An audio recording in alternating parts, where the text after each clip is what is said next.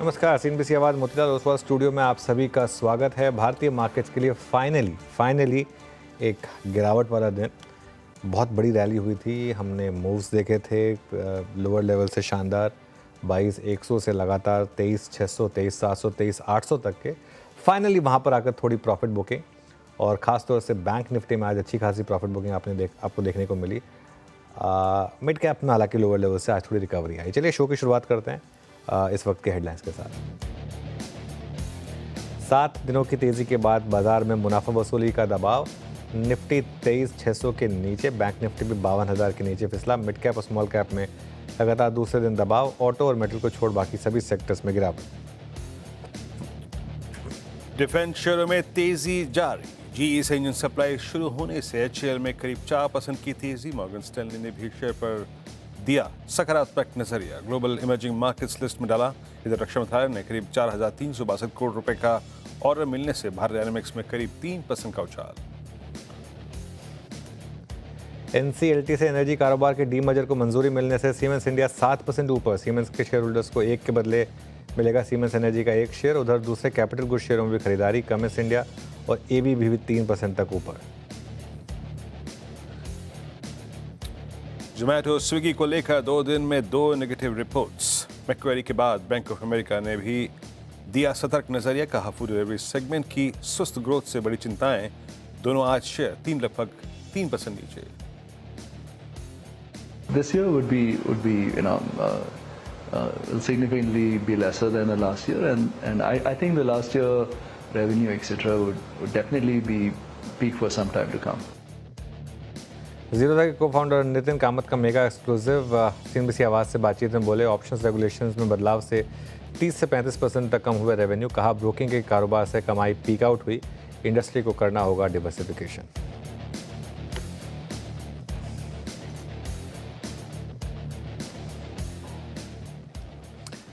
चलिए फिर शो की शुरुआत करेंगे। श्रेया वीरवर में रहेंगे अगले 1.5 घंटे आपके साथ मार्केट क्लोजिंग तक, और बात करेंगे आज की इस मार्केट की जहां पर फाइनली आज थोड़ी सी प्रॉफिट बुकिंग देखने को मिली। आज हुआ क्या है, आज फाइनली निफ्टी ने 7 दिनों के बाद लोअर लो बनाया, यानी कि निफ्टी पर आज फाइनली लोअर लो बना। ये एक आज की सबसे इम्पॉर्टेंट चीज़ थी। 23,601 पर वो हमारा एक स्टॉप लॉस प्लेस था पोजिशनल लॉन्ग्स के लिए। बहुत शानदार मुनाफा बनाया पोजिशनल लॉन्ग्स ने। वो फाइनली आज जाकर 23,600 पर शायद लगा होगा, और मेरा ये मानना है कि एक बार के लिए अब लॉन्ग ट्रेड यहाँ पर ख़त्म हुई। बाकी देखते हैं कल आखिरी का आज का घंटा और कल क्या होता है मार्केट में। ट्रेंड अभी भी पॉजिटिव है, ध्यान रखिएगा। ट्रेंड में अभी भी चेंज नहीं हुआ है, थोड़ा ध्यान से ट्रेड करना होगा। जो अब तक वन वे आप बाय कर सकते थे उसमें थोड़ा ज़रूर ब्रेक लगाए, लेकिन अभी भी ट्रेंड पॉजिटिव है। जब तक 23,350 स्क्रीन पर है, हो सकता है लोअर लेवल पर फिर बाइंग आ जाए। बैंक निफ्टी ने थोड़ा सा आज टाइटनेस दिखाई है। थोड़ा सा एफआई का डेटा पॉइंट्स भी देखेंगे, क्योंकि हायर लेवल से बैंक निफ्टी, और आज बैंक निफ्टी ने लोअर हाई और लोअर लो दोनों लगाया है, तो उस हिसाब से इम्पॉर्टेंट है आज के मैसेज को पढ़ना। और मिड कैप्स में दूसरे दिन भी आज देखिए आप, मार्केट ब्रेथ ख़राब है। हालांकि इंडेक्स इतना नहीं गिरा है मिड कैप का, लेकिन clearly if you see the advance decline, वहाँ पर आप देखिए किस तरीके से गैप बढ़ा है। अब 650 बढ़ने वाले शेयर हैं और 2,000 गिरने वाले शेयर हैं, तो ठीक है, इतना बनता है शायद एक 6-7 दिन की लगातार वन वे रैली के बाद। Veeru Shreya, good afternoon. Good afternoon. बिल्कुल इतना बनता है। 7 दिन से हम लगातार ट्रेडिंग सेशन में तेज़ी देख रहे थे। आज थोड़ी सी मुनाफा वसूली देखने को मिली, लेकिन अनुज जी, आपकी स्ट्रैटेजी ने काफ़ी ज़्यादा प्रॉफिट तो कराया लोगों का। अब यहाँ से क्या स्ट्रैटेजी, क्या रणनीति, जो डिप आई है मार्केट में, यहाँ पे और पोजीशन ऐड करें या फिर अभी मुनाफे में है तो बांध के एग्जिट ले लें? देखिए श्रेया, अगर आप 22,150, 22,300, 22,400 तब से लॉन्ग है, उस पोजिशनल लॉन्ग में आज स्टॉप लॉस लगा है। मैं मेरा व्यू नहीं चेंज करता हूँ उस तरीके से। सुबह एक व्यू लिया था, 3 दिन से एक व्यू था। जिस दिन प्रीवियस लो हिट होगा उस दिन हमारा स्टॉप लॉस लगेगा, उस दिन हम अपना प्रॉफिट बांध लेंगे, लेकिन उस दिन भी तब तक मोटा प्रॉफिट बन चुका होगा। तो 23,600 पे वो लग चुका है। अब उसमें और कोई इफ एंड बट की जगह नहीं बची थी। वो एक बहुत स्ट्रिक्ट टाइट स्टॉप लॉस था। आज आफ्टर मेरे ख्याल से अब अगले 2 दिन का कोई बड़ा ट्रेड नहीं है, क्योंकि थोड़ी सी वॉलेटिलिटी है, मंथली एक्सपायरी है। हाँ, ये ज़रूर है कि एक अगर स्टॉप लॉस ना लगा होता तो 24,000 वाली ट्रेड ऑन थी। अब वो ट्रेड ऑब्वियसली थोड़ा सा डाउटफुल हो गई है, क्योंकि वो स्टॉप लॉस में लग गया है। और थोड़ी सी वॉलेटिलिटी रहेगी 2 अप्रैल से पहले। ट्रम्प साहब क्या कहेंगे क्या नहीं कहेंगे, वो रेसिप्रोकल टैरिफ वाली जो डेडलाइन है उसके आसपास। तो मेरा ये मानना है कि अभी थोड़ा सा नए ट्रेंड के लिए आपको थोड़ा सा वेट करना होगा। अब वैसे भी हम एक जोन में हैं जहाँ पर एक नो ट्रेड जोन है, यहाँ पर कोई ट्रेड नहीं बनता है। थोड़ा सा आपको वेट करना पड़ेगा ये देखने के लिए कि या तो हम 23,350 के ऊपर जा रहे हैं, नीचे जा रहे हैं निफ्टी पर, या फिर हम वापस 23,850 के ऊपर जा रहे हैं।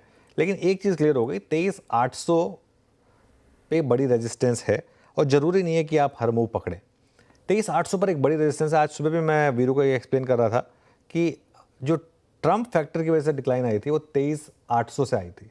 23,800 से लेके जो 21,900 तक 22,000 तक आई थी, उसके पहले की डिक्लाइन हमारी खुद की थी। हम वहाँ तक गए, वहाँ से फिसल गए, कोई दिक्कत नहीं है। 23,350 के ऊपर जब तक आप हैं तब तक कोई टेंशन नहीं है। 23,350 के नीचे ही ट्रेंड जो है वो ख़राब होगा, तब तक कोई टेंशन नहीं है।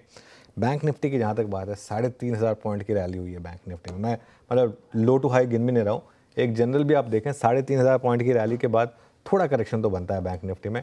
बैंक निफ्टी में 50,500 एक सबसे क्रूशल लेवल है। 50,500 अगर आप उसके ऊपर टिके हुए हैं तब तक कोई प्रॉब्लम नहीं है, तब तक अभी भी मेरे ख्याल से मार्केट का ट्रेंड ऊपर का ही है। 200 डे मूविंग एवरेज के ऊपर जब तक आप हैं, अब एक अप्रोच ये हो सकती है कि अब इस डिक्लाइन में जहाँ पर आप 200 डे मूविंग एवरेज के करीब आ जाए वहाँ पर आप लॉन्ग लेने की कोशिश करें। जब तक आप उसके ऊपर हैं कोई ट्रेड नहीं है, लेकिन यहाँ इस लेवल पर ये नो ट्रेड जोन है। यहाँ पर बिटवीन आज एंड कल, अब मैं सुन रहा हूँ कि आज और कल के बीच में 23,300 भी पॉसिबल, 23,800 भी पॉसिबल है निफ्टी पर। तो बैंक निफ्टी पर और 500-600 पॉइंट आप गिर भी सकते हैं या रिकवरी भी आ सकती है। ये एक डार्ट फेंकने वाली बात है, ये यहाँ पे कोई ट्रेड नहीं है, मतलब कोई लॉजिकल ट्रेड नहीं है। लॉजिकल ट्रेड जो अब तक चली आ रही थी हमारी, वो आज ख़त्म हुई है और अब मेरे ख्याल से थोड़ा प्रॉफिट लेके साइड पे बैठ जाइए, कोई बुराई नहीं है उसमें। मार्केट जब अगली ट्रेड देगा हम तब बात करेंगे, चाहे वो लॉन्ग ट्रेड हो या चाहे वो शॉर्ट ट्रेड हो। Veeru, good afternoon. Stock specific action क्या रहा आज का? बिल्कुल अनुज, स्टॉक स्पेसिफिक प्रॉफिट टेकिंग के बहुत स्ट्रॉन्ग इंडिकेशन है। कंप्लीटली अगर आप देखें जो स्टॉक फ्यूचर्स अब तक डोमिनेट कर रहे थे अपर स्विंग में, वो आज थोड़ा प्रॉफिट टेकिंग मोड में गए हैं। लेकिन मैं शुरुआत करना चाहूँगा स्टेबल स्टॉक्स में से, और इसमें सबसे ऊपर नाम HL का है। दरअसल देखिए ऊपर तो है, बट अभी भी जो इसके स्टैट्स हैं वो किसी भी सर्कमस्टेंसेस में कोई ओवरबॉट अभी तक नहीं हुए हैं। 4174 पे ट्रेड करता हुआ आज इसने थर्ड कंसेक्यूटिव सेशन अपने आप को मेंटेन रखा है 200 डे एक्सपोनेंशियल एवरेज के ऊपर। Anuj, 64% roll over with positive cost of carry. Siemens की ये शायद स्टॉक अपने आप को कुछ बेटर के लिए प्रिपेयर कर रहा है। सिर्फ इंट्राडे नहीं, थोड़ा पोजिशनल पर्सपेक्टिव से बात कर रहा हूँ। स्टैट्स इसके इंप्रेस कर रहे हैं, एंड स्पेशली जिस प्रकार की पुट राइटिंग अगर आप 4000 में अप्रैल में इसकी सीरीज में देखें, वो थोड़ा इंप्रेस कर रही है। और लॉन्ग साइड पे जिन स्टॉक्स में अच्छा मूव है, सीमेंट स्पेस से एक अंबुजा, कल भी डोमिनेट किया था इसने और आज भी, ये भी थोड़ा सा चार्ट्स, ऑप्शन स्टैट्स और रोल ओवर, 64% रोल ओवर यहाँ भी हैं, प्रिपेयर कर रहा है अपने आप को 100 EMA के ऊपर ट्रेड करता हुआ। तो दो स्टॉक्स थोड़ा ठीक लग रहे हैं, HL, Ambuja cements. Complete collapse Zomato में। जोमेटो 205 पे, यहाँ पे अनवाइंडिंग है, नेक्स्ट मंथ फ्यूचर्स में शॉर्टिंग भी है, तो नज़र रखिएगा। बस इसको सिक्योर करके रखा है 200 ने, क्योंकि 200 में पुट्स कंसंट्रेशन है अनुज, और वो ये इसका लगभग आप समझ लीजिएगा कि 24 जनवरी से लेकर अब तक का बेस है, तो वो थोड़ा क्वेश्चन प्रोवाइड कर रहा है। अदरवाइज इस स्टॉक में शॉर्टिंग है। और एक स्टॉक जो कि थोड़ा सा मतलब अब कोलैप्स करने के मूड में है, वो जरा एक बार स्क्रीन पे लेके आइए प्लीज़। स्क्रीन पे डिक्सन, शॉर्टिंग काफ़ी है, 200 EMA के नीचे चला गया है, और नेक्स्ट मंथ में भी काफ़ी शॉर्ट पोजीशंस जुड़े हैं। तो Dixon 68% roll over, next month में भी काफ़ी शॉर्टिंग अनुज। बट अभी तक हमने काफ़ी अच्छी खासी शॉर्ट कवरिंग देखी अनुज, लेकिन फिर भी अगर डटे रहना हो तो कोई खास पॉकेट, या फिर अभी कंप्लीटली ये बाजार कुछ दिनों के लिए न्यूट्रल ट्रैजेक्टरी में रहेगा? नहीं वीरो, देखिए मेरे ख्याल से थोड़ा मार्केट अब एक वीक हैंड्स को बाहर निकालेगा। अभी भी मैं ये कह रहा हूँ मौके लॉन्ग की ढूंढने हैं हमें, लेकिन मेरा जो व्यू था वो मैंने इसलिए लिया था क्योंकि आज मार्केट ने लोअर लो बनाया है और पहला दिन है लोअर लो लोअर हाई का, उसको आपको रिस्पेक्ट देना है। क्योंकि हमारी मार्केट में क्या होता है ना, हमारी मार्केट में आजकल हो क्या रहा है, 7-7 8-8 दिन के ट्रेंड बन रहे हैं, और 7-7 8-8 दिन, मैं ये नहीं चाहता कि कोई अब उसमें फंस जाए। फॉर एग्जांपल, जब पहले दिन मार्केट ने जब हमारी वो सेल ऑन रैली की ट्रेड चली आ रही थी, आपको याद होगा, हमारी सेल ऑन रैली की ट्रेड चली आ रही थी 22,150 पे मार्केट ने पहली बार उस प्रीवियस डे लो के प्रीवियस डे हाई के उस रेजिस्टेंस को तोड़ा था। तब हमने वहाँ पर एक व्यू लिया था कि अब यहाँ पे शॉर्ट काट लें, लॉन्ग करना ही नहीं, उसका कंफर्मेशन हमें अगले दिन मिला था। लेकिन सिमिलरली यहाँ पर भी लॉन्ग बुक कर लें, उसका कंफर्मेशन मिल चुका है। शॉर्ट करना यानी इसका कंफर्मेशन हमें कल और परसों मिलेगा। हो सकता है कि ये वाकई में एक शॉर्ट का ट्रिगर रहा हो आज, जिस तरीके से आपने प्रीवियस डे का लो तोड़ा है, या हो सकता है एक एबरेशन रहा हो, लेकिन कंफर्मेशन मिलने के बाद वो ट्रेड ओपन होगी। और ज़रूरी नहीं है, मैं बार बार लोगों को कहता हूँ, ज़रूरी नहीं है कि आप एग्जैक्ट लो या एग्जैक्ट हाई पकड़ें स्विंग का। फॉर एग्जांपल अगर एक फ्रेश डाउन स्विंग की शुरुआत हुई है तो उसका कंफर्मेशन हमें 23,350 के नीचे मिलेगा। अगर 23,350 के नीचे हमें बंद मिला तो वहाँ पे अपने आप एक शॉर्ट ट्रेड ओपन हो जाएगी, उसमें एक स्टॉप लॉस लगेगा ऑब्वियसली। लेकिन अगर आपने कल या परसों में वापस आज का हाई क्रॉस कर दिया तो फिर वो लॉन्ग साइड की तरफ सौदा आ जाएगा। तो आई थिंक अभी भी कन्विक्शन जब मिलेगा तब हम बात करेंगे। एक बात यहाँ पे ये हुई है कि एक मोटी स्विंग मिली है हमें, उसको प्रोटेक्ट करना इस समय बहुत ज़रूरी है। श्रेया के पास चलते हैं आज के ट्रेंडिंग काउंटर्स और कार्यक्रम के क्रम के लिए। श्रेया, गुड आफ्टरनून, बताइए। जी, ट्रेंडिंग काउंटर्स लेंगे, लेकिन उससे पहले एक सवाल मेरा आपसे डिफेंस स्टॉक्स के ऊपर है। जिस तरीके से हम डिफेंस स्टॉक्स में देखिए पिछले कुछ दिनों से तेज़ी देख रहे हैं, आज इनफैक्ट हैल जैसा स्टॉक आपके बिग स्टॉक में भी शामिल था, सटीक रणनीति पड़ी। क्या अच्छी एनालिसिस की सर आपने? देखिए डे हाई पे ये कारोबार कर रहा है लगभग 4% की तेज़ी के साथ। इनफैक्ट यही नहीं, आप भारत डायनेमिक्स देख लिए, BEL, Cochin shipyard, Mazagon dock, सभी में अच्छी खासी तेज़ी देखने को मिल रही है।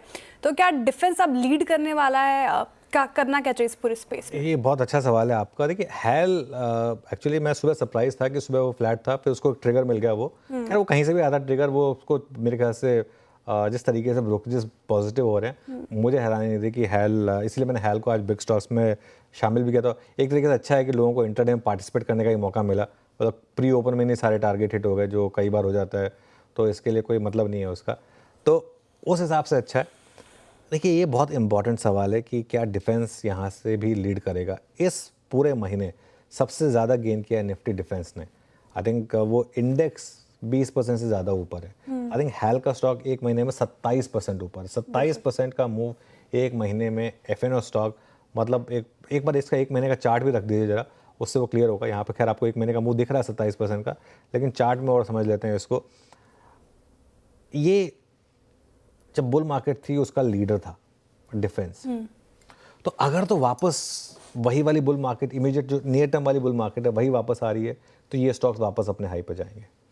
लेकिन अगर ये मार्केट बस अब यहाँ पर रुककर अगर वापस करेक्शन की शुरुआत करेगी तो हो सकता है कि फिर यहाँ पर भी थोड़ी मुनाफा वसूली आ जाए। ये पॉसिबल है। लेकिन अभी के लिए तो मुझे लग रहा है कि यहाँ पर मार्केट ने कोई साइन नहीं दिया है कि डिफेंस की रैली में हल्का सा भी कुछ लेट डाउन आया है। अभी तो यहाँ पर ये जो रैली है वो कंटिन्यू कर रही है। चलिए आज के ट्रेंडिंग काउंटर्स की बात करते हैं। तो डिफेंस स्टॉक्स रहेंगे रडार पे। अब चलिए ट्रेंडिंग काउंटर्स की बात करते हैं और शुरुआत तेजी के ट्रेंडिंग काउंटर के साथ होगी। देखते हैं आपकी स्क्रीन पर इस वक्त ट्रेंड देखिए, लगातार 2 दिनों से इसमें तेजी देखने को मिल रही है। आज भी 3.25% के करीब उछलकर कारोबार कर रहा है। इंडसइंड बैंक आज देखिए गेनर्स में शामिल है, 2.5% की तेजी, काफी पिटा। महिंद्रा एंड महिंद्रा आज इस पे ब्रोकरेज रिपोर्ट्स बुलिश थी, 1.5% की तेजी यहाँ पे आपको देखने को मिलेगी। पावर ग्रिड भी उसी में से शामिल, लगभग 0.5% की तेजी यहाँ पे भी आपको देखने को मिलेगी। सीमेंस डीमर्जर के खबर के बाद ये उछल गया 7% तेज। इसमें और डिटेल में समझेंगे आज शो में कि क्यों आज ये हीरो ऑफ द डे है। ABB इंडिया इसमें शामिल है, 3.5% की खरीदारी यहाँ पे। हैल हम लगातार चर्चा कर रहे हैं, 4% का शानदार मूव, और NCC लिमिटेड में भी अच्छी खरीदारी 3% से ज्यादा देखने को मिलेगी। लेकिन कुछ ऐसे स्टॉक्स जहाँ पे डेंट पड़ता नजर आया है। एक्सिस बैंक, इसमें आज मुनाफा वसूली देखने को मिल रही है, लगातार तेज होकर कर रहा था कारोबार, आज 2.5% के करीब गिरता हुआ। टेक महिंद्रा देखिए भी 2.5% टूटा। NTPC यहाँ पे भी मुनाफा वसूली देखने को मिल रही है, लगभग 2.25%, और सिप्ला में भी आज गिरावट देखने को मिल रही है, 1.5% से ज़्यादा। कुछ और काउंटर्स पे नजर रखते हैं। मैक्स हेल्थ केयर देखिए लगभग 4.25% ये गिरकर कर रहा है कारोबार। BSC भी लगातार गिर रहा है और ये 3.25% के करीब ये गिरा है आज के सत्र में। REC जोमेटो भी इस लिस्ट में शामिल है, लगातार दूसरा ट्रेडिंग सेशन जब जोमेटो गिरकर कर रहा है कारोबार 2.25% से ज़्यादा। चलिए अब कार्यक्रम का क्रम समझते हैं। फंडामेंटल राय देने के लिए हमारे साथ मौजूद होंगे आज जियोजीत इन्वेस्टमेंट्स के गौरांग शाह जी। टेक्निकल कॉल्स लेंगे हम प्रकाश गाबा, राजेश सातपुते, चंदन तापड़िया, सोनी पटनायक, अमित सेठ, विकास सालुंखे और आशीष कयाल जी से। 2:15 पर हॉर्मास से जानेंगे सीमेंस में आज जोरदार तेजी क्यों है। 2:20 पर यतिन बताएंगे हैल में मजबूती आखिर क्यों है। 2:25 पर विवेक बताएंगे आपको एक्शन में क्यों है पावर शेयर। साथ ही 2:30 पर मैं बताऊंगी आपको गोल्डमैन सैक्स के टॉप आइडियाज। 2:35 पर कंचन बताएंगी जोमैटो स्विगी पर क्या है ब्रोकरेजेस की राय। 2:45 पर यतिन बताएंगे आपको निफ्टी में क्या होंगे अब बड़े बदलाव। साथ ही 2:50 पर मार्केट बिग वॉइस में हमारे साथ होंगे कंप्लीट सर्कल के मैनेजिंग पार्टनर और CIO गुरमीत चड्ढा जी। 3:05 पर यतिन से जानेंगे डीलिंग रूम चेक। साथ ही 3:10 पर अनुज जी से लेंगे कल के लिए स्ट्रैटेजी। साथ ही 3:15 पर CNBC आवाज़ के मैनेजिंग एडिटर अनुल सिंघल की जेरोधा के founder and CEO Nitin Kamat के साथ एक्सक्लूसिव बातचीत को सुनेंगे। 3:15 पर लेंगे BTST STPT कॉल्स। चलिए फिर गेस्ट कनेक्टेड हैं हमारे और उनके पास चलते हैं ट्रेड्स के लिए। गुड आफ्टरनून गाबा सर, बताइए क्या ट्रेड पिक किया इस समय? लॉन्ग साइड और वो है हैवेल्स इंडिया। ट्रेड कर रहा है 1503, स्टॉप होना चाहिए 1594, सिर्फ 7 रुपए का। नियर टर्म टारगेट 1520 के हैं। हैवेल्स इंडिया में एक ब्रेकआउट है, some kind of a base formation. Havells India buy call 1595 पे। आपका राजेश सतपुते जी, आपका ट्रेड? वीरेंद्र जी, देखिए मेरा सेल साइड का ट्रेड होगा, वो है डिक्सन। आपने भी इसका जिक्र किया, इसने इंपॉर्टेंट लेवल तोड़ा है। आपने बिल्कुल सही पॉइंट आउट किया था, ये अपने 200 DMA के नीचे जा रहा है। एट द सेम टाइम जो क्लस्टर था 10, 20, 50 एंड 100 DMA का, वो अभी भी इंटैक्ट है। तो कहीं ना कहीं लगता है कि ये एक अच्छा कैंडिडेट होगा स्विंग ट्रेडिंग के हिसाब से। इसका जो टारगेट बनेगा वो रहेगा करीबन 13,000 से 12,800। तो करंट लेवल से 300 से 500 पॉइंट का फॉल यहाँ पे अभी ड्यू है। सो डिक्सन सेल करे, स्टॉप लॉस रहेगा 13,600 का। स्टॉप लॉस भी बड़ा ही होगा, गुजारी हुई ऐसा है। ठीक है, राजेश सातपुते जी की डिक्सन में बिकवाली करने की राय। अमित जी गुड आफ्टरनून, आप क्या पिक कर रहे हैं आज के सत्र के लिए? जी good afternoon Shreya ji, good afternoon Anuj ji, Virendra ji and everybody on the panel. Shreya ji, मेरा इस समय का ट्रेड डिफेंसिव से रहेगा। FMCG क्षेत्र से मैरिको का स्ट्रक्चर देखें तो स्टॉक 20 और 200 डे पे पिछले 3-4 दिनों से एक अच्छा कंसोलिडेशन कर रहा था और आज के सत्र में हमने यहाँ पे एक स्ट्रॉन्ग बुलिश कैंडल देखी है। ओवरऑल स्ट्रक्चर यहाँ पे पॉजिटिव है, तो एक छोटा सा 633 के स्टॉप के साथ ले और टारगेट्स रहेंगे 652 रुपीज के। ओके, तो मैरिको पर हो गई कॉल। सोनी जी के पास चलते हैं। सोनी जी गुड आफ्टरनून, क्या पिक किया आपने? जी गुड आफ्टरनून एवरीवन। मेरा यहाँ पे बाय रिकमेंडेशन है अल्ट्रा सीमेंट अप्रैल फ्यूचर्स पे खरीदारी करने की सलाह रहेगी। 11,250 के स्टॉप लॉस के साथ बाय कर सकते हैं करंट प्राइस पे। टारगेट है 11,800 का पहला टारगेट, सस्टेन करता है तो 12,100 का दूसरा टारगेट है।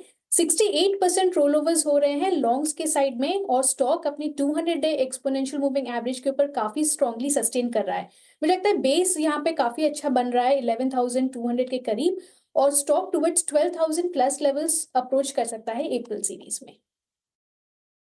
ओके, अल्टेक्सी में 11,527 पर विकास जी, आपका trade? Good afternoon. Good afternoon Virendra ji. देखो मेरा सेल साइड रहेगा कॉल। BSE में मुझे लगता है थोड़ा सा यहाँ पे वीकनेस देखने मिल रही है लास्ट 2 ट्रेडिंग सेशन में, जिस हिसाब से एक प्रेशर ब्रेक होते हुए देखने मिल रहा है। तो मुझे लगता है यहाँ से कंटिन्यू होते देखने मिलेगा। तो BSE को यहाँ पे फ्यूचर को सेल करना है। नीचे में जो टारगेट निकल के आ रहे हैं वो 42,240 के आसपास के रेंज यहाँ पे देखने मिल सकती है डाउन साइड में। ऊपर में 4620 का इंपॉर्टेंट रेजिस्टेंस आज के दिन में देखने मिला, तो 4620 के स्टॉप लॉस से इसको सेल करना है। नीचे में 4240 के आसपास के टारगेट मुझे लगता है यहाँ पे वापस आ सकते हैं, जो इसके इंपॉर्टेंट रिट्रेसमेंट रेंज है जहां तक ये फिसल सकता है। 4240 के टारगेट के लिए यहाँ पे BSE को सेल करना है। ठीक है, BSE में बिकवाली करने की राय। 2 सेल साइड की ट्रेड अभी तक और 3 बाय साइड की ट्रेड आई है। आशीष जी गुड आफ्टरनून, आप क्या पिक कर रहे हैं, सेल या बाय? गुड आफ्टरनून श्रेया और सभी दर्शकों को भी गुड आफ्टरनून। यहाँ पर मेरी जो ट्रेड है वो है बाई साइड की ट्रेंड के ऊपर। आज काफी दिनों के बाद में एक मोमेंटम बनता हुआ नजर आ रहा है ट्रेंड के अंदर। पिछला जो पीक था, 2 पीक को इसने ब्रेकआउट दिया है, नीचे एक डबल बॉटम बनाया, एक नेकलाइन का ब्रेकआउट भी आता हुआ नजर आ रहा है। 20 DMA पे सपोर्ट लेके बाउंस भी हुआ है, तो गुंजाइश है थर्ड वेव की शुरुआत हो सकती है ट्रेंड के अंदर। अच्छा मूव देखा जा सकता है। शॉर्ट टर्म के लिहाज से जो टारगेट है वो है 5715 का इस स्टॉक में और स्टॉप लॉस लगाना होगा 5180 लेवल्स का। ओके, ट्रेंड फाइनली ग्रीनरी दिखी यहाँ पर काफ़ी दिनों के बाद। अब गौरांग जी के पास चलते हैं एक शानदार सी फंडामेंटल पिक के लिए। गौरांग जी गुड आफ्टरनून, क्या पिक किया आपने? धन्यवाद अमित जी, आपका सभी को प्रणाम और शुभ दिन हमारे तरफ से। तो रक्षा क्षेत्र बहुचर्चित है कुछ समय से, और उसी से जुड़ी हुई एक सरकारी कंपनी, मेरे ख्याल से कुछ 2 हफ्ते पहले आपने ही प्रश्न पूछा था, भारत इलेक्ट्रॉनिक्स लिमिटेड 240-250 के आसपास गया और फिर निरंतर ऊपर के तरफ के दायरे। कुछ खबरें आई हैं ऑर्डर्स को लेकर के रक्षा मंत्रालय की तरफ से, और अनुमानित लक्ष्यांक बुनियादी दर के आधार पर करीबन 335 के आसपास का हमने रखा है। खरीदारी की राय है लंबी अवधि की। के मीनवाइल अशोक लेलैंड ने साफ कर दिया है कि एसएमएल इसूज़ू में हिस्सा खरीदने का उनका कोई प्लान नहीं है, और ये जो खबर थी ये बेबुनियाद है। तो इसलिए इन्होंने कहा है कि इसको आप ज़रा कंप्लीटली इग्नोर करें। फैक्चुअली इनकरेक्ट उन्होंने बोला है, साफ साफ बोला है कि दिस इज़ फैक्चुअली इनकरेक्ट, तो इसके लिए इसको ऑन रिकॉर्ड लिया जाए, ये कहना है अशोक लेलैंड का। आप चलिए अब एक काम करते हैं, अब थोड़ा आगे बढ़ते हैं और बात करते हैं आज के स्टॉक ऑफ द डे की। जी हाँ, जो है सीमेंस इंडिया करीब 7% ऊपर है। एनसीएलटी से डीमर्जर मंजूरी मिलने के बाद इस शेयर में जोश आ रहा है। क्या है ये पूरी स्कीम और इससे क्यों शेयर होल्डर्स को आज इतना फ़ायदा मिला है, हॉर्मास से समझते हैं। हॉर्मास, गुड आफ्टरनून, बताइए। गुड आफ्टरनून अनुज, और जैसे कि आपने कहा बिल्कुल स्टॉक ऑफ द डे है आज का, और कैपिटल गुड्स के शेयरों की जिस तरह से पिटाई हुई है उसके बाद एक पॉजिटिव ट्रिगर सीमेंस के लिए निकल कर आया है। कल रात को जो है एनसीएलटी की तरफ से उनके डीमर्जर प्लान को जो है मंजूरी दी गई है। उनका एनर्जी कारोबार जो है वो डीमर्ज किया जाएगा सीमेंस एनर्जी के ज़रिए, और सीमेंस एनर्जी में वो एनर्जी कारोबार रहेगा और बाकी के जो बिजनेसेस हैं वो कॉमन एंटिटी में शामिल रहेंगे। 25 मार्च यानी कल रात से ये डीमर्जर लागू हो चुका है, और शेयर होल्डर्स को जो है सीमेंस एनर्जी जो कि डीमर्ज्ड एंटिटी है उसके शेयर दिए जाएंगे। 1:1 का एंटाइटलमेंट रेशियो है, यानी कि अगर आपके पास सीमेंस का एक शेयर है तो आपको डीमर्ज्ड एंटिटी का भी एक शेयर मिलेगा। और रिकॉर्ड डेट जो इसकी तय की गई है वो 7 अप्रैल की तय की गई है, यानी कि 7 अप्रैल तक अगर आपके पास सीमेंस के शेयर है तो उससे आपको डीमर्ज्ड एंटिटी का हिस्सा आपको मिलेगा। लेकिन आपको एक बात और भी बता दें कि हम कह रहे थे कैपिटल गुड्स के शेयरों की पिटाई हुई है, तो आज की इस बढ़त के बावजूद शिखर से सीमेंस जो है लगभग 40% गिर चुका है नीचे, तो काफ़ी लोअर लेवल से थोड़ी सी रिकवरी हमें देखने मिल रही है। लेकिन एक पॉजिटिव ट्रिगर सीमेंस के लिए, सीमेंस एनर्जी की लिस्टिंग भी अलग से होगी, तो उस वजह से भी शेयर होल्डर्स के लिए वैल्यू अनलॉकिंग के सबब बन सकते हैं। वैल्यू अनलॉकिंग के सबब बन सकते हैं, इस वजह से यहाँ पर अच्छी खासी तेज़ी। शुक्रिया हरमज ये पूरी खबर सामने रखने के लिए। गुरांग, है क्या कवरेज आपकी सीमेंस में?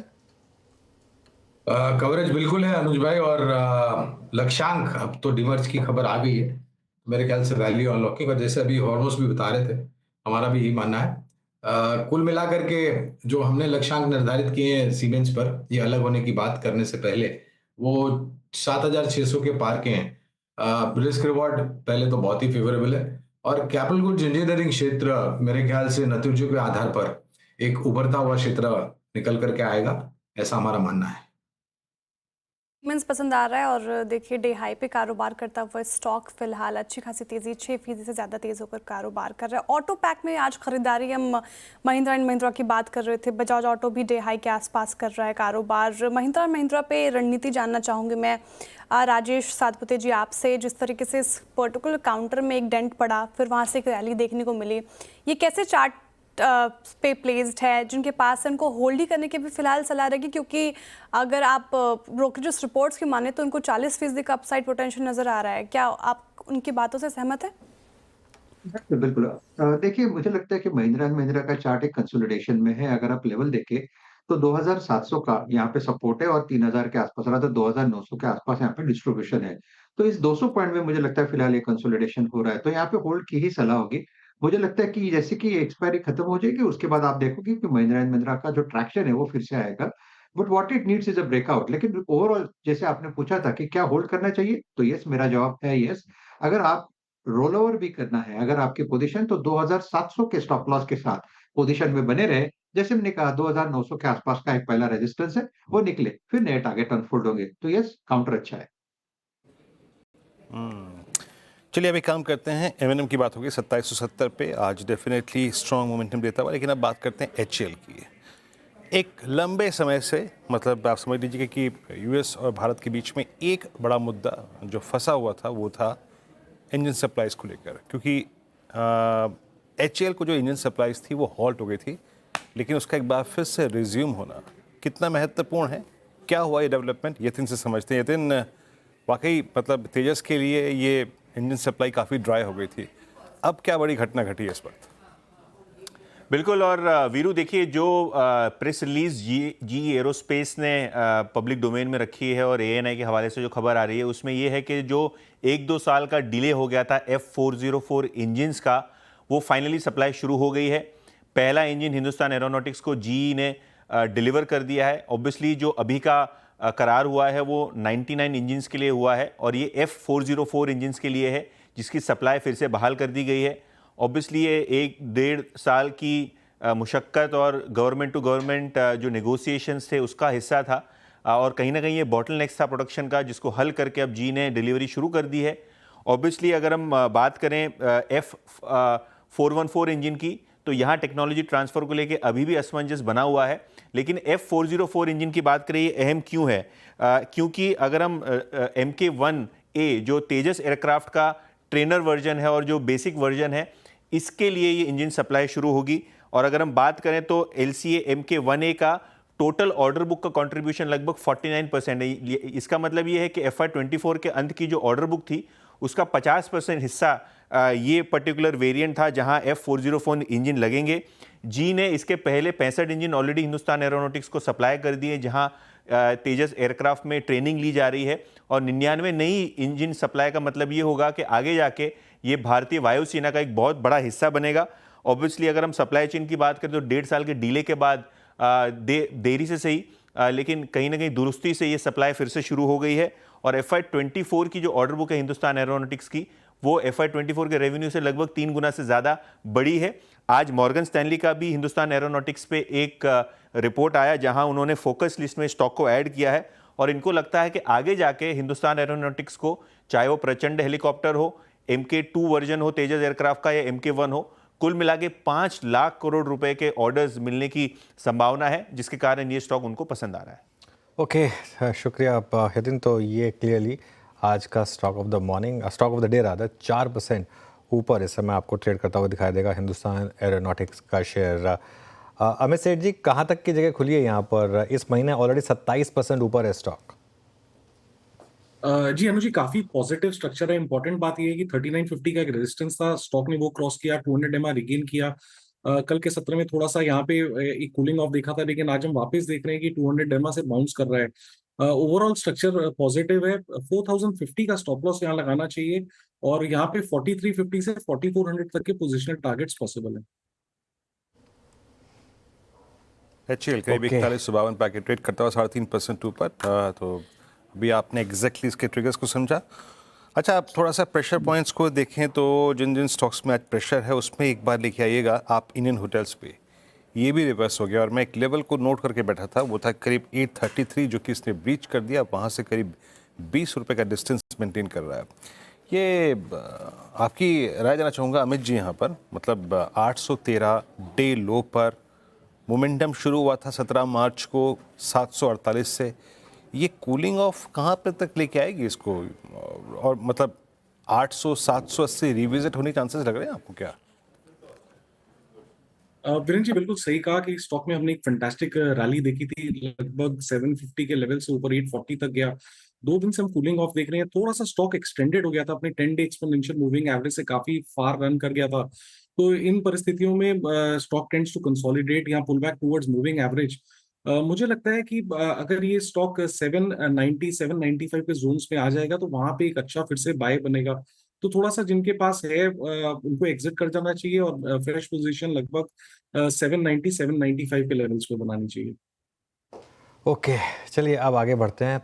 पावर स्टॉक्स की बात करते हैं। यहाँ पर आज अच्छा एक्शन है। JP मॉर्गन ने पावर सेक्टर में एक कवरेज की शुरुआत की है। उनका मानना है कि पावर की डिमांड में बढ़ोतरी होती दिख रही है। रिपोर्ट में क्या है खास बातें, ये समझते हैं विवेक के साथ। विवेक, गुड आफ्टरनून, बताइए। JP मॉर्गन ने आज इंडिया पावर सेक्टर और इंडियन पावर यूटिलिटीज़ पे एक रिपोर्ट निकाला है। उन्होंने 5 कंपनियों के ऊपर कवरेज इनिशिएट किया है। सबसे 2 कवरेज स्टॉक्स जहाँ पे वो ओवरवेट है वो गवर्नमेंट PSU रेगुलेटेड यूटिलिटीज़ है। दोनों NTPC as well as power grid JP Morgan को पसंद है। NTPC का टारगेट प्राइस है 417, पावर ग्रिड का टारगेट प्राइस है 316। टाटा पावर और टोरेंट पावर पे उनका न्यूट्रल राय है और JSW एनर्जी में उनका राय जो है वो है underweight. JP Morgan Indian power sector के बारे में क्या बोल रहा है? वो बोल रहा है कि पावर में डिमांड सप्लाई का फ़र्क होगा और ये इंडियन इलेक्ट्रिक यूटिलिटीज़ के लिए पॉजिटिव है। बट JP मॉर्गन ये कहता है कि थोड़े सेक्टर्स है जहाँ पे वैल्यूएशंस अगर एक्सपेंसिव है तो भी चेस करना चाहिए, बट वो कहते हैं पावर स्टॉक्स में वैसे मत कीजिए, डोंट चेज एक्सपेंसिव वैल्यूएशंस। अगर हम देखेंगे वो इंडिविजुअल स्टॉक्स के ऊपर क्या कहता है, NTPC पे याद रखिए आउट परफॉर्म रेटिंग है, वो कहते हैं कि 1.6 टाइम्स प्राइस टू बुक ये रेगुलेटेड यूटिलिटी जो 12% ROE दे सकता है, जिसकी वजह से वो पॉजिटिव है और वो थर्मल केपेक्स के ऊपर भी काफ़ी पॉजिटिव है। पावर ग्रिड पे उनका ये मानना है कि वो company preferred play as far as India transmission capex is concern. याद रखिए वो दोनों renewable as well as thermal companies कई सारे कैपेसिटी एडिशन कर रहे हैं, जिसके साथ साथ ट्रांसमिशन का भी केपेक्स बढ़ना चाहिए to go from the tar to the end user. अगर आप देखेंगे टाटा पावर में उनका न्यूट्रल रेटिंग है, वो बहुत पॉजिटिव है टाटा पावर को लेके, बट वैल्यूएशंस जो है 2.9 times FY26 price to book earnings, average ROE है 12% का, उनको लगता है थोड़ा महंगा है।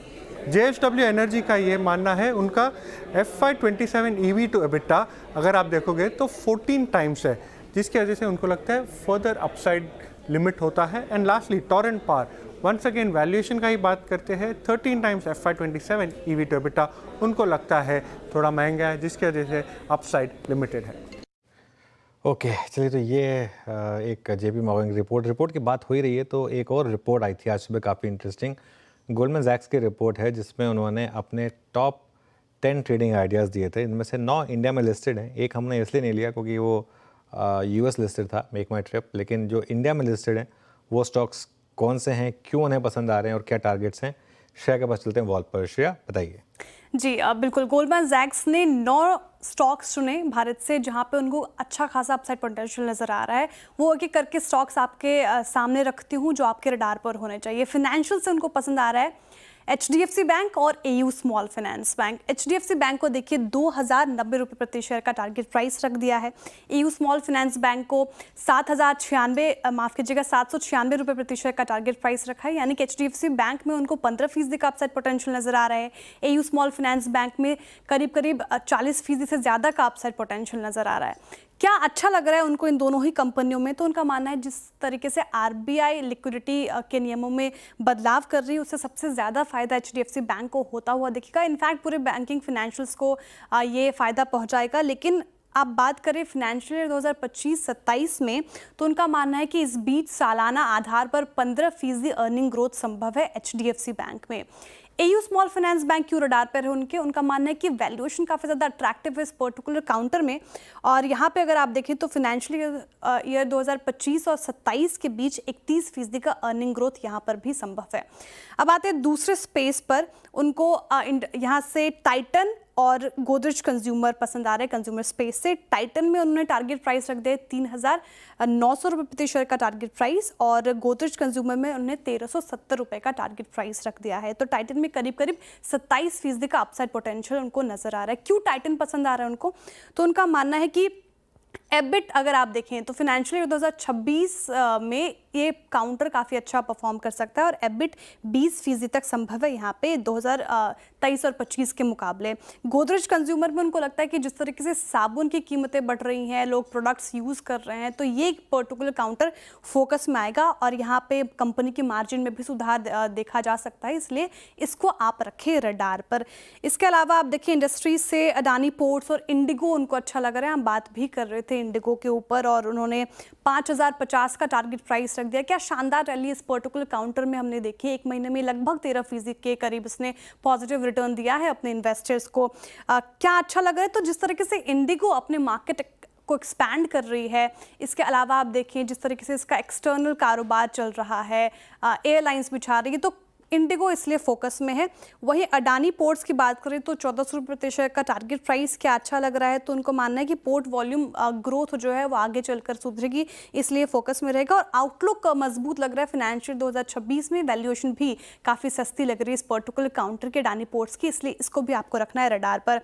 अब आते हैं हम ऑटो स्पेस पे। ऑटो स्पेस से उनको पसंद है महिंद्रा एंड महिंद्रा, थोड़ी देर पहले हम चर्चा भी कर रहे थे, शानदार स्टॉक ये भी। उनका मानना है कि फार्मा इक्विपमेंट कारोबार में जो आगे ग्रोथ है तो उससे महिंद्रा एंड महिंद्रा को थोड़ी बूस्ट मिल सकती है। सब्सिडरी में आगे वैल्यू अनलॉकन भी हो सकती है, इसलिए महिंद्रा एंड महिंद्रा को आपको रखना है रडार पर। अपोलो हॉस्पिटल स्पेस से उनको अच्छा लग रहा है, हेल्थ केयर स्पेस से यहाँ पे लक्ष्य रख दिया 8025 का। क्यों रखा है, तो उनका मानना है कि जिस तरीके से अपोलो हॉस्पिटल ऑक्यूपेंसी में अपनी एक्सपेंशन बढ़ा रही है तो ये अग्रसर होकर काम कर रही है ये पर्टिकुलर काउंटर, इसलिए आपको अपोलो हॉस्पिटल को रखना है रडार पर। आखिरी स्टॉक उन्होंने बताया पावर सेक्टर से, और ये 375 का इसको टारगेट प्राइस दिया है। क्यों अच्छा लग रहा है, तो जिस तरीके से पावर सेक्टर थीम प्ले हो रहा है भारत में, ये एक पर्टिकुलर काउंटर को फायदा होता हुआ दिखेगा, इसलिए आपको इसको रखना है रडार पे। ट्रांसमिशन से जुड़े ग्रिड इंफ्रा में कैपेक्स के बड़े मौके दिखते हैं इस पर्टिकुलर काउंटर में। साथ ही आप देखें तो ग्रिड में सुधार के लिए अभी थोड़ा वक्त जरूरी है, तो इसलिए इस पर्टिकुलर काउंटर को आप रखना है रडार पे। तो लंबी अच्छी खासी लिस्ट थी श्रेया, 9 स्टॉक्स बताया श्रेया, नहीं श्रेया भी थक गई बताते गौरांग जी। ये अभी आइडिया सुने आपने, इसमें से एक हो गया इंडिगो, एक गोदरेज सीपी और एक टाइटन। इन 3 स्टॉक्स पे तो एटलीस्ट मैं आपसे राय जानना चाहूँगा।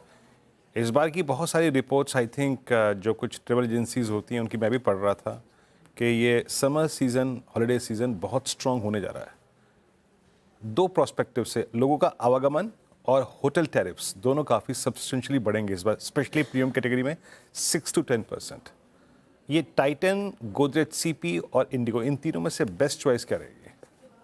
देखिए, ऐसे तो वीरेंद्र खरीदारी की राय हमारी तीनों पर ही है, और हमें लग रहा है कि तीनों ही कंपनियां कहीं ना कहीं खपत से लेकर के डिस्क्रिशनरी, नॉन डिस्क्रिशनरी स्पेंड से जुड़ी हुई है। और संजोग की बात ये भी है कि आज का एक मिड कैप फंडर जो स्टॉक हम देने वाले अभी से कुछ समय में, वो भी इसी थीम से जुड़ा हुआ है। तो तीनों पर हमारी खरीदारी की राय है। टाइटन हो गया, इंटरग्लोब एविएशन हो गया। हमें लग रहा है कि लोगों की खर्च करने की ताकत आने वाले समय में, खास करके जो परिवर्तन बजट में किया है माननीय वित्त मंत्री जी ने, तीसरी तिमाही नए वित्तीय वर्ष में जमीनी स्तर पर ये आपको असर आती हुई दिखाई देगी। और ये केवल मात्र एफएमसीजी क्षेत्र तक सीमित नहीं रहेगी।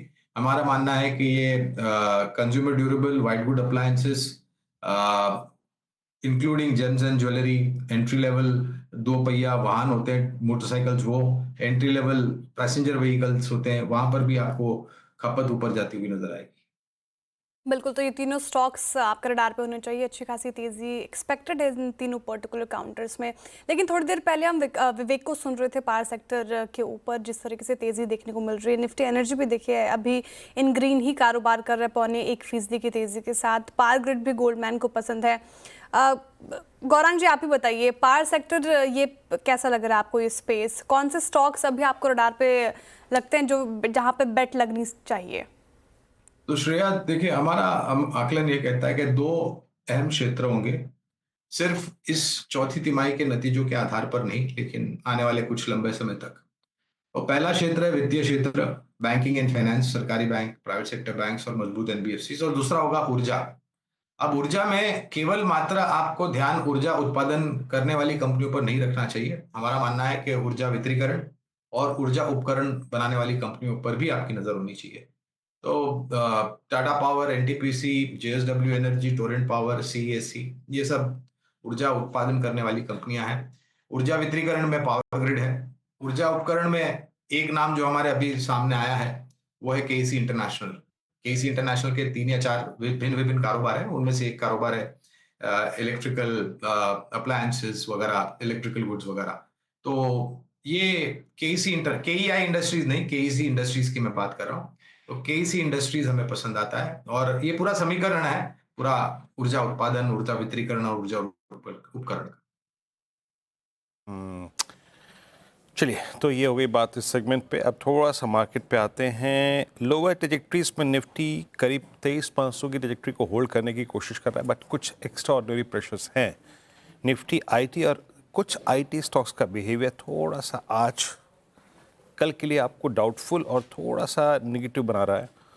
जरा एक बार आप लेके आइए टेक महिंद्रा। राजेश जी पैनल में है तो मैं उनसे बात करना चाहूँगा। राजेश जी, निफ्टी आईटी 20 डेमा पर गया लेकिन वो स्ट्रेंथ नहीं आई, या फिर कह लीजिए बाजार भी काफ़ी हद तक स्ट्रेच हो चुका था। लोग टेक महिंद्रा, इसका तो रिवर्सल 20 डेमा से क्लियरली विजिबल है। जरा प्लीज़ इसका रोल ओवर रखिएगा और नेक्स्ट मंथ फ्यूचर्स भी रखिएगा अप्रैल के। लग रहा है कि शायद 20 डेमा पे शॉर्ट होल्डर्स ने ग्रिप ले ली है। कोई 1400 की पुट ऑप्शन पे थोड़ा राइड करने का वक्त है क्या? एक दो दिन इस ट्रेड पर कैपिटलाइज करना चाहिए। 1400 की पुट, राइट ना? Let me check. अप्रैल महीना, देखिए अप्रैल का पुट 35 रुपीज के आसपास है टेक महिंद्रा का, तो yes I think yes we can ride it. अगर आप इसका चार्ट देखें तो मुझे लगता है वीरेंद्र जी 1400 से लेके 1380 का इसका टारगेट होगा। तो यही जो 1400 की है, जो 35 रुपए पे है, इसका टारगेट हम करीबन 50 से लेके 60 का सेट कर सकते हैं। तो टेक महिंद्रा अगर आपको पुट के साथ काम करना है तो 1400 का पुट डेफिनेटली लेना चाहिए। स्टॉप लॉस जो मेंटेन करेंगे वो भी छोटा ही होगा, 28 रुपए का स्टॉप लॉस होगा। 28 के स्टॉप लॉस के साथ 1400 का put Tech Mahindra. Tech Mahindra 28 के स्टॉप लॉस के साथ 1400 का पुट, फिलहाल ये स्ट्रैटेजी आप टेक महिंद्रा में अपनाएं। अब कुछ और स्टॉक्स की बात करते हैं। देखिए स्विगी और जोमेटो की बात करते हैं। जोमेटो लगातार देखिए 2 दिन से टूट कर कारोबार कर रहा है और इसमें गिरावट थमने का नाम नहीं ले रही। मैक्वेरी की रिपोर्ट मैंने कल बताई थी, वहाँ पे डाउनग्रेड करने के बाद आज बैंक ऑफ अमेरिका ने दोनों को ही स्टॉक्स को डाउनग्रेड कर दिया। पूरी रिपोर्ट लेकर कंचन नौटियाल जुड़ी है मेरे साथ। बताइए कंचन, क्या है रिपोर्ट? जी, जैसे कि कल के ट्रेडिंग सेशन में भी हमने देखा कि जो जोमेटो है और जो स्विगी है वो काफ़ी ज़्यादा खबरों में बना हुआ था because of the brokerage report. और आज भी बोफा की रिपोर्ट आ गई है। उन्होंने अगर जोमेटो की बात करें तो उसको बाय की रेटिंग से न्यूट्रल कर दिया है सीधा सीधा। अगर टारगेट प्राइस की बात करी जाए तो 300 से सीधा वो आ गए हैं इस टाइम पे 250 रुपये में। वहीं स्विगी को जो रेटिंग दी है, पहले बाय की रेटिंग दी थी और उसको भी डाउनग्रेड करके अंडर परफॉर्मेंस की रेटिंग दे दी है। और टारगेट प्राइस जो है वहाँ पे भी कटौती की गई है। पहले जो टारगेट प्राइस था वो था 420 रुपये का, और अब जो टारगेट प्राइस देखने को मिल रहा है वो 250 रुपए का देखने को मिल रहा है बोफा की तरफ से। उनका कहना है कि जो क्विक कॉमर्स है उसमें हमें देखिए जो कंपटीशन है वो काफी ज्यादा बढ़ता हुआ दिखाई दे रहा है, जिसके चलते एक तो मार्जिन्स पे भी बहुत ज्यादा प्रेशर आता हुआ दिखाई दे रहा है। और साथ ही साथ जिस तरीके से कंपनी के लॉसेस बढ़ते जा रहे हैं, काफी ज्यादा कंसर्निंग फैक्टर है। जो फूड डिलीवरी की ग्रोथ है वो भी इतनी ज्यादा ल्यूक्रेटिव इस टाइम पे दिखाई नहीं दे रही है।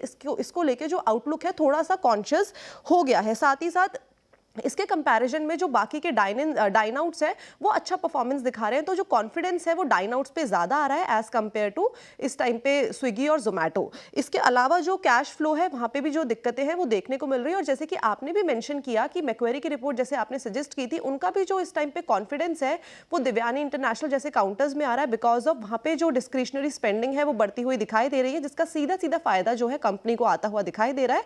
बट इन कंपैरिजन बढ़ते हुए कॉम्पिटिशन और मार्जिन में जो डेंट है उसके चलते स्विगी और जोमेटो इस टाइम पे रडार पे बने हुए हैं, और ये रीजंस है कुछ।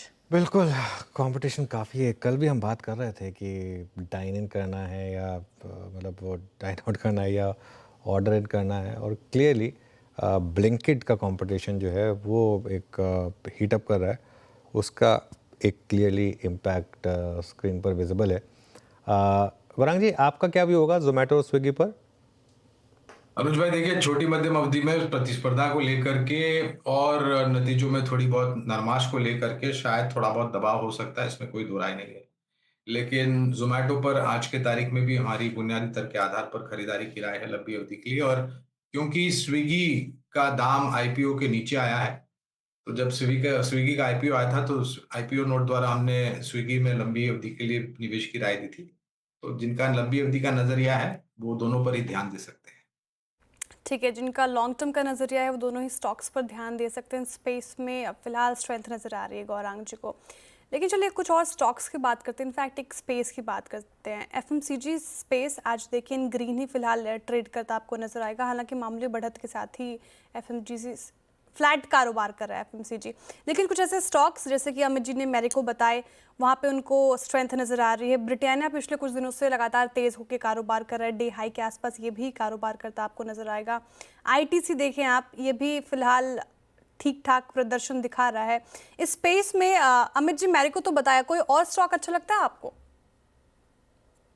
जी श्रेया जी, जितने भी स्टॉक्स हैं यहाँ पे एक अच्छा खासा सब में बेस फॉर्मेशन हुआ हुआ है। एफएमसीजी में रिस्क रिवॉर्ड अच्छा है। जैसे कि आपने ब्रिटानिया कहा, ब्रिटानिया भी अपने 50 डे एक्सपोनेंशियल मूविंग एवरेज को रिगेन करने की कोशिश कर रहा है।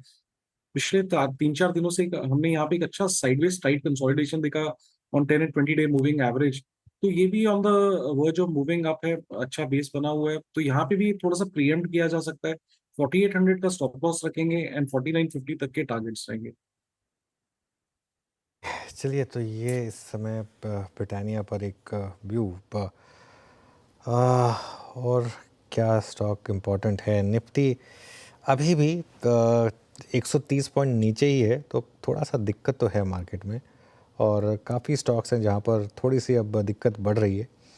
उसमें बीएसई प्रोमिनेंट है। एक बार बीएसई लेकर आइए, बॉम्बे स्टॉक एक्सचेंज 3.5% अब ये स्टॉक नीचे ट्रेड करता हुआ दिखाई देगा आपको 4485 पर इस समय बीएसई का शेयर। राजेश जी, कोई ब्रेकडाउन स्पॉट कर रहे हैं क्या आप यहाँ पर बीएसई में? अनुज देखिए, बीएसई अपने 10-20 डीएमए को ये रिस्पेक्ट कर रहा है। अगर आज की बात करें तो ये जो 20 डीएमए है इसका करीबन 4480 के आसपास है। तो अगर ये 4000 हम जो देख रहे हैं वो लिक्विडेशन है, लेकिन 4480 अगर टूटता है तो प्रेशर बाउंस होगा 4200 तक। तो बीएसई यस, थोड़ा बहुत तो प्रेशर डेफिनेटली है। अगर फ्रेश सेल करना है तो फिर 4480 के नीचे होगा। अनुज, हमने बीएसई की बात करी, एक नजर आप जो ब्रेकडाउन की जिक्र के आपने किया, तो आप नजर रखें एमसीएक्स पे। मुझे लगता है यहाँ पे एक सीरियस डेंट हुआ है। अगर आप चार्टिकली कैंडलस्टिक पे देखें तो रिवर्सल दिखता है, क्लीन रिवर्सल दिखता है। तो एमसीएक्स मुझे थोड़ा-सा डर है, अगर ये 5100 का लेवल टूटेगा, तो फिर एमसीएक्स में एक बड़ी से बड़ी आप कह सकते हैं कैंडल आ सकती है। तो अगर सेल साइड का कैंडिडेट चुनना है, तो बीएसई के साथ एक नज़र एमसीएक्स पे रखें। ओके, चलिए, तो एक नज़र एमसीएक्स पे रखिए। विकास सालुंके की भी पिक थी ये, इस जो बात हो रही थी बीएसई की। अब चार का चौका की शुरुआत करते हैं। सबसे पहले सस्ता ऑप्शन सोने जी से लेंगे, उसके बाद चलेंगे हम राजेश सतपथी जी के पास एफएन सुपरस्टार के लिए, अमित सेठ जी के पास चार्ट का चमत्कार के लिए, और गुरांग जी के पास मिड कैप फंडा के लिए। सोने जी, आपकी ट्रेड। अनुज जी, यहाँ पे सस्ता ऑप्शन में रेकमेंड करना चाहती हूँ IIFL में अप्रैल सीरीज की 340 कॉल ऑप्शन 15 रुपए पे बाई कर सकते हैं। स्टॉप लॉस यहाँ पे रहेगा 10 रुपए का। पहला टारगेट है 22 का, उसके ऊपर सस्टेन करता है तो टुवर्ड्स 26-28 लेवल्स भी नजर आ सकता है। एक अच्छा सपोर्ट बनाया हुआ है, 330 के रेजिस्टेंस को आज होल्ड सब क्रॉस किया है। पोजिशनली मुझे लगता है स्टॉक टुवर्ड्स 345-350 के लेवल्स को टेस्ट कर सकता है अप्रैल सीरीज में, इसलिए सेफली यहाँ पे आप 340 कॉल ऑप्शन में पार्टिसिपेट कर सकते हैं। ओके, आईएफएल फाइनेंस पे आई ऑप्शन। राजेश जी का ट्रेड पिक करते हैं आज का एफएल सुपरस्टार। राजेश जी क्या पिक कर रहे हैं आप? वीरेंद्र जी देखिए, मैं सीमेंस को मैं pure trading point of view से देख रहा हूँ, तो यहाँ पे एक लॉन्ग साइड का ट्रेड, जो सिर्फ शॉर्ट नहीं देख रहा हूँ तो लॉन्ग भी देख रहा हूँ, तो उसमें से सीमेंस मुझे अच्छा लग रहा है। यहाँ पे देखिए चार्टिकली अगर आप देखें तो एक राइजिंग चैनल जिसका ब्रेकआउट आज इसमें आया है with gain in open interest, तो कहीं ना कहीं लगता है कि सीमेंस डिप पे जो हम कह रहे थे कि बाय करना है, तो एक डिप भी मिला है यहाँ पे, तो सीमेंस बाय करेंगे विद स्टॉप लॉस ऑफ 5370, 5370 का स्टॉप लॉस रखें। अगर हम सही ठहरे तो वीरेंद्र जी मुझे लगता है ये कम से कम 5550 से 5600 तक का और एक स्विंग देगा, तो लॉन्ग साइड का ट्रेड रहेगा सीमेंस।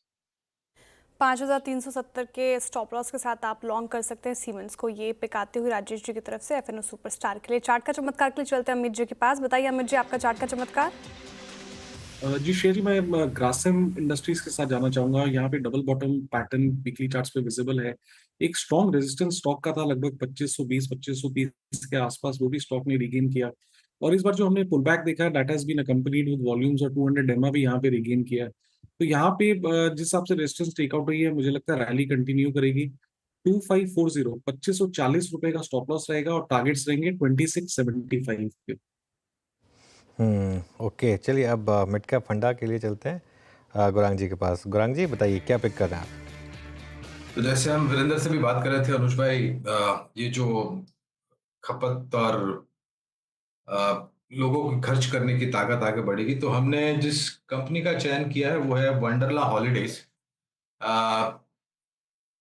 काफी कुछ आने वाले समय में कारण है। एक तो स्कूल की छुट्टियां, गर्मी की छुट्टियां, प्रवास को लेकर के काफी सारे भारतवासी प्रवास कर रहे हैं और एक कंपनी ऐसे एक सेगमेंट में है जहां पर एक सकारात्मक सा रुझान इन सब चीजों को लेकर के आता है। रिस्क रिवॉर्ड फेवरेबल है अनुज भाई, एक तो मुख्य कारण है, और दूसरा लक्ष्यांक को लेकर के जो निर्धारित किए हैं लंबी अवधि के लिए, वो करीबन 800 रुपए के आसपास के लक्ष्यांक लंबी अवधि के लिए अनुमानित निर्धारित किए हैं। ओके, वंडरला हॉलीडेज क्या दिलाते हुए हॉलीडेज नज़दीक खड़े हैं, तो एक काम करते हैं, चार जो ट्रेड हमने पिक किया था उसको यहाँ पर फिर आपके सामने रख देते हैं। IIFL फाइनेंस की यहाँ पर ऑप्शन पिक की गई थी अप्रैल की 340 की स्ट्राइक, 15 पे लेनी है, 22, 26, 28 का लक्ष्य, 10 का स्टॉप लॉस। राजेश सतपुते जी ने FNO सुपरस्टार पिक किया और उनका ट्रेड रहा सिमंस फ्यूचर्स बाय 55-50, 5600 के लक्ष्य के लिए, 53-70 का स्टॉप लॉस। अमित सेठ जी ने 4 का चमत्कार पिक किया ग्रेसिम 25 से 81 के लक्ष्य के लिए, ट्रेड करता हुआ वहाँ पे, और 2675 के लक्ष्य के लिए। और वंडरला हॉलीडे आज गौरांग जी की कॉल रही आज का मिड कैप फंडा।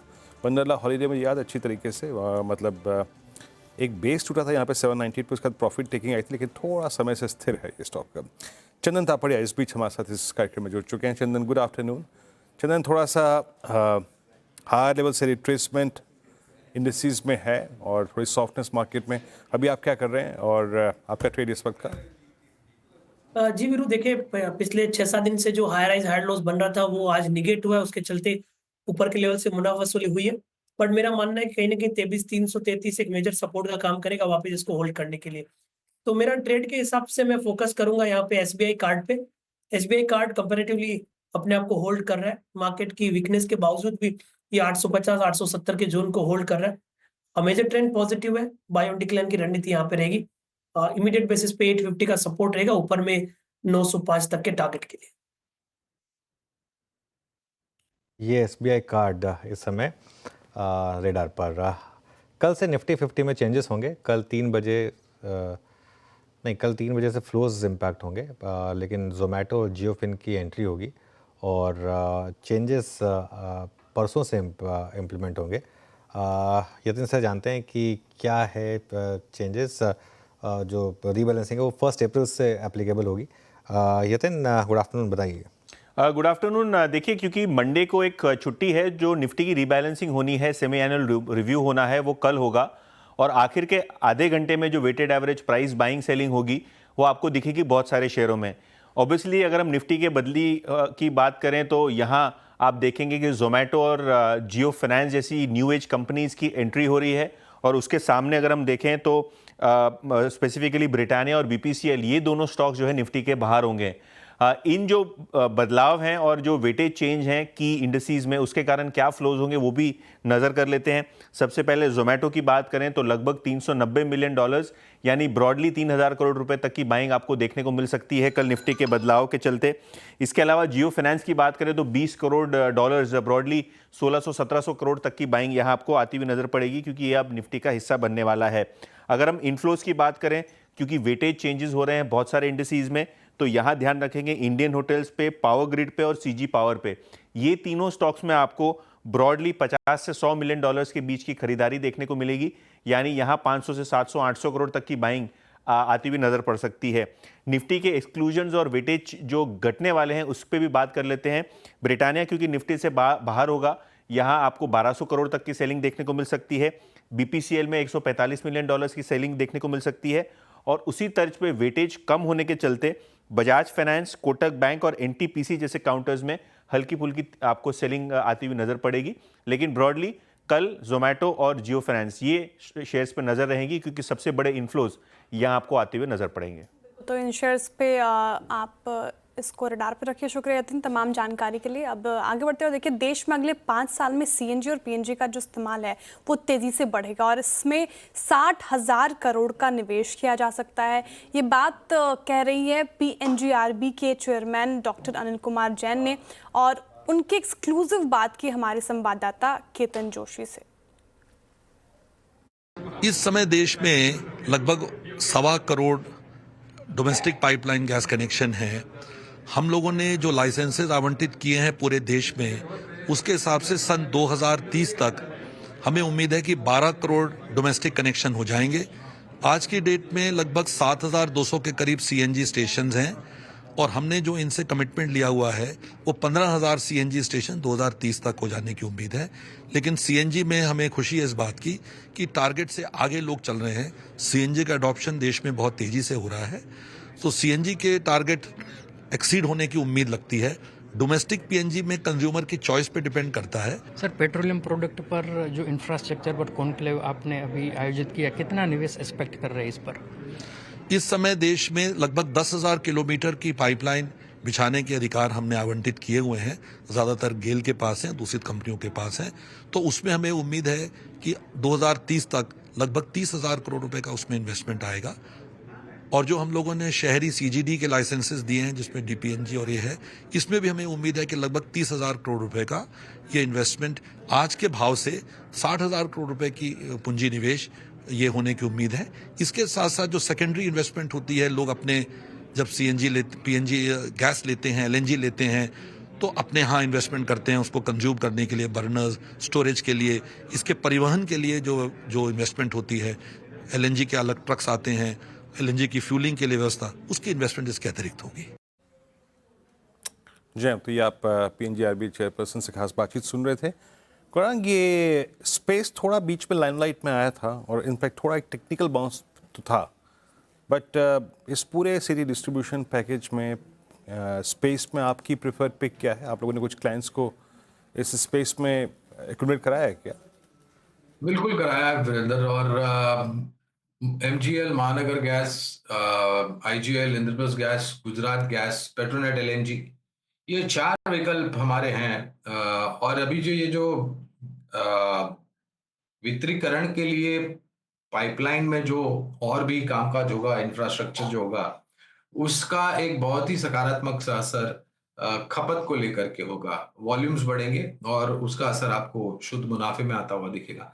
समय लगेगा, लेकिन एक सकारात्मक ढांचा खड़ा करने की प्रयास हो रहा है। ओके, चलिए, तो टाइम लगेगा लेकिन एक सकारात्मक ढांचा खड़ा होने का प्रयास हो रहा है। निफ्टी का इंटरडे चार्ट देखते हैं एक बार ज़रा। 23,510 पर इस समय आप ट्रेड करते हुए देखेंगे निफ्टी को। 23,500 था लो। एक बार रिविजिट करते हैं जोमेटो को। 202.5 पर जोमेटो इस समय। इस पर अमित जी कोई व्यू, क्या एक शॉर्ट ट्रेड ओपन हुई है यहाँ पर? जी अनुज जी, डेफिनेटली वीक चार्ट है। स्टॉक ने अपसाइड कंसोलिडेशन नहीं करने सका और 200 रुपीस के आसपास इसका मेक और ब्रेक लेवल है। कई बार ये लेवल टेस्ट हो चुके हैं। फाइनली अगर एक लेवल बार बार टेस्ट हो तो वो ब्रेक हो जाता है। तो यहाँ पे कंडीशनल सेल बनता है। अगर ये स्टॉक 200 के नीचे स्लिप करे 199, 199.50 के आसपास, तो मेरे ख्याल से then it can slide down to 190 levels. तो अगर 200 के नीचे स्लिप करे तभी इसे शॉर्ट करें। इन दैट केस हम स्टॉप लॉस रखेंगे 204 रुपीस का। ठीक है, तो ये एक स्ट्रैटेजी जोमेटो पर फिलहाल आपके लिए आती हुई। एक बार निफ्टी लेकर आइए स्क्रीन पर। देखिए गिरावट यहाँ पे हावी होती हुई 158 अंकों से ज़्यादा गिरकर 23,510 के लेवल पर कारोबार कर रहा है निफ्टी में जो गिरावट अभी देखने को मिल रही है, क्या ये ब्रेकडाउन है? क्या समझे इसे? ये फ्रेश लो आ गया है श्रेया। 23,500 ब्रेक कर दिया अब हमने। 23,490 पर आ गए हैं अब हम। मेरे ख्याल से देखिए, इसीलिए ना वो स्टॉप लॉस की अहमियत होती है।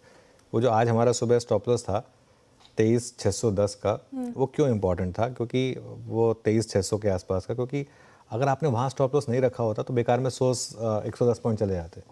तो वहाँ आपने कवर कर लिया और उसके बाद आप साइड लाइन पर बैठ गए। अप्रोच यही थी और यही एक मेरे ख्याल से इस समय एक रेलिवेंट अप्रोच थी कि आप वहाँ पर बुक करके एक बार साइड लाइन पर बैठ जाएं और उसके बाद नोटिस करें कि मार्केट अब ब्रेकडाउन दिखा रहा है या नहीं।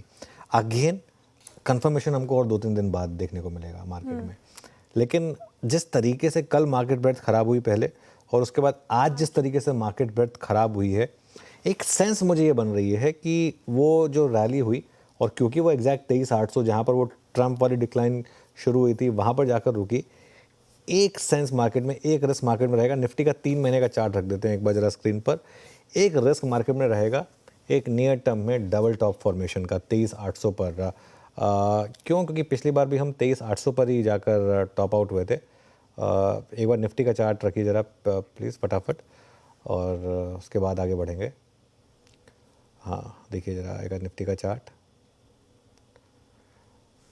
आज का नहीं, मैं 3 महीने का चार्ट मांग रहा हूँ। अगर ये तो खैर आज का है, 23,488 पर हैं हम। फ्रेश लो लगा यार। तो ये देखिए, ये जो चार्ट है ये अब आपको एक वो जो मूव दिखा रहा है वो एक रिस्क है ये डबल टॉप का। अगर हमने रीसेंट हाई क्रॉस कर लिया 23,800 का तो पॉजिटिव होगा, लेकिन अगर यहाँ से मार्केट ने फिर गिरना शुरू किया और अब 2 अप्रैल को क्या होता है ये इंपॉर्टेंट होगा। प्लस आज के मूव को लीड किया बैंक निफ्टी ने, जो अब तक पॉजिटिविटी में था। 52,000 का हाई लगाया था, अभी 51,100 पर आ गए हम, 900 पॉइंट डे अपने हाई से स्लिप कर गया। तो ये थोड़ा सा एक मामले में रिस्क हो जाएगा। इसके लिए कंफर्मेशन मैं अगेन कह रहा हूँ आपको, कल मिलेगा हमको या हो सकता है कि फ्राइडे को मिले कि एक नए ट्रेंड की शुरुआत हुई है या उसी ट्रेंड में मार्केट बेंड हुआ है। लेकिन क्या होता है ना, आपको हर ट्रेड नहीं पकड़नी है। हमने एक बहुत बड़ी ट्रेड पकड़ी है, हमने एक ट्रेड पकड़ी थी 22,150 से और फिर फाइनली इवेंचुअली वो आज जाके 23,600 पे खत्म हो गई। वो 1,500 पॉइंट की एक ट्रेड खत्म हो गई निफ्टी पर। अब अगली ट्रेड के लिए आपको वेट करना है। जो मार्केट का टेक्सचर रहा है वो इस तरीके से रहा है कि नॉर्मली आपने जब भी प्रीवियस डे के लो को या प्रीवियस डे का हाई को ब्रीच करा है, एक 7-8 दिन का ट्रेंड मिला है आपको। क्या आज एक नए 7-8 दिन के ट्रेंड की शुरुआत हुई है? होपफुली नॉट, मैं होप करूंगा कि ना हो ऐसा। लेकिन अगर कल आपने फॉर एग्जांपल एक्सपायरी वाले दिन फिर लोअर लो और लोअर हाई बनाया, वो आपको कंफर्मेशन देगा कि अब नया ट्रेंड जो है वो वापस डाउनवर्ड साइड का शुरू हो गया। तो ये मार्केट में ना आपको बहुत चौकन्ना रहना है और दोनों तरफ की ट्रेड्स के लिए हमेशा तैयार रहना है कि कभी भी ट्रेंड बदल सकता है और आपको भी अपना अप्रोच जो है ना उसी हिसाब से बदलनी होगी। आप एक अप्रोच में बस लेके बैठ जाएंगे बिना स्टॉप लॉस लगाए, उसमें लॉस होगा। लेकिन अगर आपने स्टॉप लॉस लगाया तरीके से और एक अच्छा खासा प्रॉफिट बुक करा, अब वेट करें, कल की कंफर्मेशन का वेट करें। आज मुझे लगता है अभी कोई ट्रेड है, लेकिन आज का जो अभी लास्ट के 10-15 मिनट का मूव है ये थोड़ा सा मुझे हल्का सा स्कैरी लग रहा है। चलिए एक और चीज़ की बात बताते हैं आपको, हमारी एक खास पेशकश। जी हाँ, मंच तैयार है, नेता तैयार हैं। न्यूज़ 18 लेकर आ रहा है राइजिंग भारत समिट 2025। इसमें ऐसी चर्चाएं होंगी जो आपको सोचने पर मजबूर कर देंगी, ऐसे आइडियाज़ जो गेम बदल कर रख देंगे और ऐसी आवाज़ें होंगी जो आने वाले कल को आकार देंगी। भारत मंडपम नई दिल्ली में ये मेगा समिट होने जा रही है। इसमें शामिल होने का मौका मत चूकिए। कोड स्कैन करें और अभी अपने पासेस हासिल करें। 8 और 9 अप्रैल ये तारीख नोट कर लीजिए।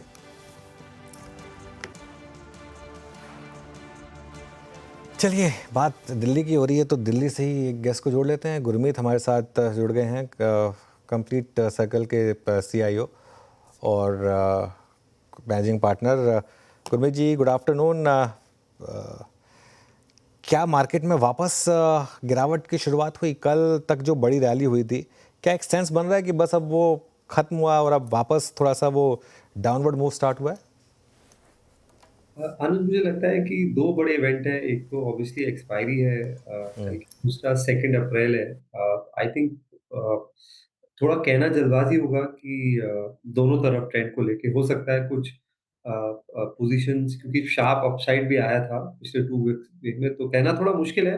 बट मैं बार-बार ये बोलता हूँ कि जो मैक्रो पिक्चर है इंडिया की, वो धीरे-धीरे बेटर हो रही है। आप देखिए, जो मार्च में हमारे बॉन्ड फ्लोज़ हैं, लगभग $3 बिलियन के ऊपर है। और बॉन्ड फ्लोज़ जब आते हैं, जब FIs को मैक्रो पिक्चर ठीक लगती है। और एक रीसेट हुआ है आरबीआई और सेबी के स्टांस को लेके। सिर्फ लिक्विडिटी या रेट कट की बात नहीं कर रहा हूँ, रेगुलेटरी टाइटनिंग की भी बात कर रहा हूँ। सेबी ने भी अगर आप देखिए, एफपीआई के एडिशनल डिस्क्लोजर्स कम करें अगर 50,000 करोड़ से कम है निवेश, तो एक ओवरऑल जो पिक्चर है इन टर्म्स ऑफ मैक्रो, वो मेरे हिसाब से बेटर हुआ है। अब अर्निंग्स पे है, अगर अर्निंग्स थोड़े से भी अच्छे आते हैं, अर्ली डबल डिजिट आते हैं, तो मुझे लगता है बाजार जो है सस्टेन करेगा और फिर ग्रेजुअली अपवर्ड ट्रैजेक्टरी लेगा। थोड़ा-सा भी जल्दबाजी होगी कहना एक दिन को मूव को लेके, बट वॉलेटिलिटी है अनुज, और ये थोड़ा-सा ये एक ऐसी चीज़ है मार्केट की जो रिटेल इन्वेस्टर्स को जो है नेविगेट करनी पड़ेगी। ये ग्राइंडिंग फेज जो होता है मार्केट का, जो आपको करता है, वो थोड़ा ज़्यादा परेशान करता है। तो ये थोड़ा-सा टाइम बिताने वाली बात है मार्केट में। अभी गुरमीत, एक सेंसिबल अप्रोच क्या होगी? बहुत ज़्यादा एकदम गंगो होके ये हो जाएगा वो हो जाएगा, बुलिश ना बन के अब एक आप देखिए तो इस पूरी तेज़ी में एक जेन्युइन बाइंग लास्ट सेशन में थी 5,000 करोड़ रुपए की। अदर देन दैट मोर और लेस शॉर्ट कवरिंग थी। मैं तो रोज़ बरोज़ पल्स देखता हूँ, उसमें शॉर्ट कवरिंग थी। क्या ये बाजार रीजनेबली, मतलब अगर चले तो हमें अर्निंग सीजन को देखना चाहिए पहले? बिल्कुल और एक चीज़ वीरू जी जो अच्छी है कि वैल्यूएशन में रीसेट हुआ है बहुत जगह। लार्ज कैप 18 टाइम्स है। मैं नहीं बोल रहा हूँ 18 टाइम्स बहुत चीप होता है, बट आपको बहुत सारे पॉकेट्स ऐसे मिलेंगे, जहाँ लार्ज कैप में भी आपको अ, अगले 2 से 3 साल में अच्छे रिटर्न बन सकते हैं और थोड़ा मुझे लगता है एक रिटर्न रीसेट भी करना पड़ेगा। और मुझे लगता है अगर आप पोज़ीशन ये करेंगे कि मुझे 12 टू 15% के लिए पोर्टफोलियो कंस्ट्रक्ट करना है, तो आप शायद बेहतर तरीके से कंस्ट्रक्ट कर पाएँगे इस मार्केट में, रादर देन हीरो और ज़ीरो वाले जो हम ट्रेड्स लेते हैं या एग्रेसिव ट्रेड्स लेते हैं। तो मुझे लगता है कि थोड़ा-सा आप ब्लू चिप्स में जहाँ पे अर्निंग विजिबिलिटी अच्छी है और फॉर एग्ज़ाम्पल एल-एन-टी का मैं देख रहा था 9 मंथ्स का ऑर्डर बुक करीबन-करीबन साढ़े 5 लाख करोड़ हो गया। और जायजेंटिक ऑर्डर बुक है, 6 लाख करोड़ शायद क्रॉस करेगा जब ये क्वार्टर के नंबर्स आएँगे। स्टॉक स्टेबल है, इतना गिरा नहीं है और अब ये खाली ईपीसी प्लेयर नहीं है, एनर्जी सॉल्यूशंस में भी है, सेमीकंडक्टर असेंबली और टेस्टिंग सेंटर्स में भी जा रहा है। तो काफ़ी पिवट हो रहा है बिज़नेस मॉडल में, प्योर खाली ईपीसी प्ले नहीं है। सिमिलरली कुछ अच्छे कंजम्पशन स्टॉक्स हैं जो काफ़ी रीज़नेबल हैं, जैसे आईटीसी है। तो थोड़ा-सा आपको पोर्टफोलियो में इस time stability with growth margin of safety with growth देखना चाहिए और उस तरीके से अगर आप कंस्ट्रक्ट करेंगे, तो ये साल को बेटर नेविगेट कर पाएँगे। गुरमीत जी गुड आफ्टरनून, श्रेया बात कर रही हूँ। थोड़ा और सेक्टर स्पेसिफिक बात करते हैं। ब्रॉडर मार्केट पे तो हमने बात की, लेकिन जो ये रैली देखने को मिली मार्केट में, तो सबसे ज़्यादा स्टॉक्स चले डिफेंस स्टॉक्स। शानदार तेज़ी हम पिछले कुछ मिनटों पहले बात भी कर रहे थे इन पर्टिकुलर काउंटर्स के ऊपर। डिफेंस में क्या आपने एक्सपोजर बढ़ाया जिस तरीके से रैली, और ऑर्डर भी आप बात करते हैं एल-एन-टी की, ऑर्डर की बात करें तो हैल, बीईएल, भारत डायनेमिक्स जैसे काफ़ी ज़्यादा ऑर्डर यहाँ पे भी आते हुए नजर आए हैं। इस स्पेस पे आपका व्यू? एक जो बड़ा ट्रिगर हुआ डिफेंस स्टॉक्स के लिए वो एक तो ओवरसीज ट्रिगर हुआ जब जर्मनी पार्लियामेंट ने 500 बिलियन यूरो प्लस का डिफेंस और इंफ्रा स्पेंडिंग बिल पास किया, जो कि अपने आप में सबसे बड़ा एक तरीके से बड़ा जाइजेंटिक बिल था। और अगर आप देखिए कि ईयू एज एन इकोनॉमी अगर आप ऐड करेंगे तो वो सेकंड लार्जेस्ट ब्लॉक है यूएस के बाद इन टर्म्स ऑफ जीडीपी और वहाँ पे अगर फिस्कल स्टिमुलस आ रहा है और स्पेंडिंग बढ़ रही है तो उसका रब ऑफ हर जगह होगा। प्लस डोमेस्टिक हमने देखा काफ़ी ऑर्डर्स अवार्ड हुए। पहले पिनाका रॉकेट का ऑर्डर अवार्ड हुआ।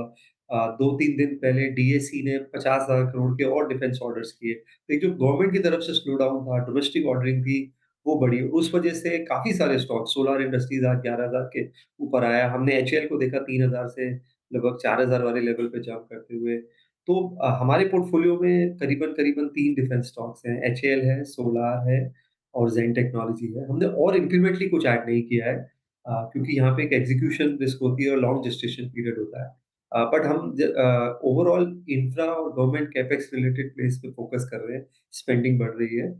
हमने पॉलीकैप ज़रूर थोड़ा-सा निचले स्तरों में थोड़ा-सा एडिशन किया है जब 4500 का लेवल था क्योंकि उसमें इंफ्रा स्पेंडिंग भी है, हाउसिंग भी है, इन जनरल पावर डिमांड भी है क्योंकि केबल एंड वायर्स का प्लेयर है और थोड़ा मुझे लगता है कि बाज़ार ने ज़्यादा रिएक्ट किया है क्योंकि प्रोडक्शन होते-होते और मार्केट में स्टॉक आते-आते लगभग 2 साल और लगेंगे। तब तक मार्केट ही करीबन 15-20 हज़ार करोड़ से एक्सपैंड कर रहा है।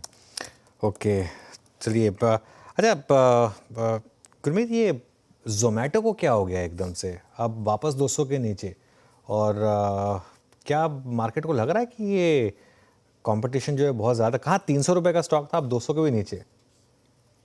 आई थिंक अनुज जो लास्ट क्वार्टर के नतीजे आए जब उन्होंने बोला कि हम डार्क स्टोर एडिशन 2025 में ही कर लेंगे, बाजार को कहीं न कहीं लगा कि कैश बर्न बढ़ रहा है। जब 300 का भाव आया था तो उनको लगा था कि ब्लिंकिट जो है ब्रेक इवन होगा।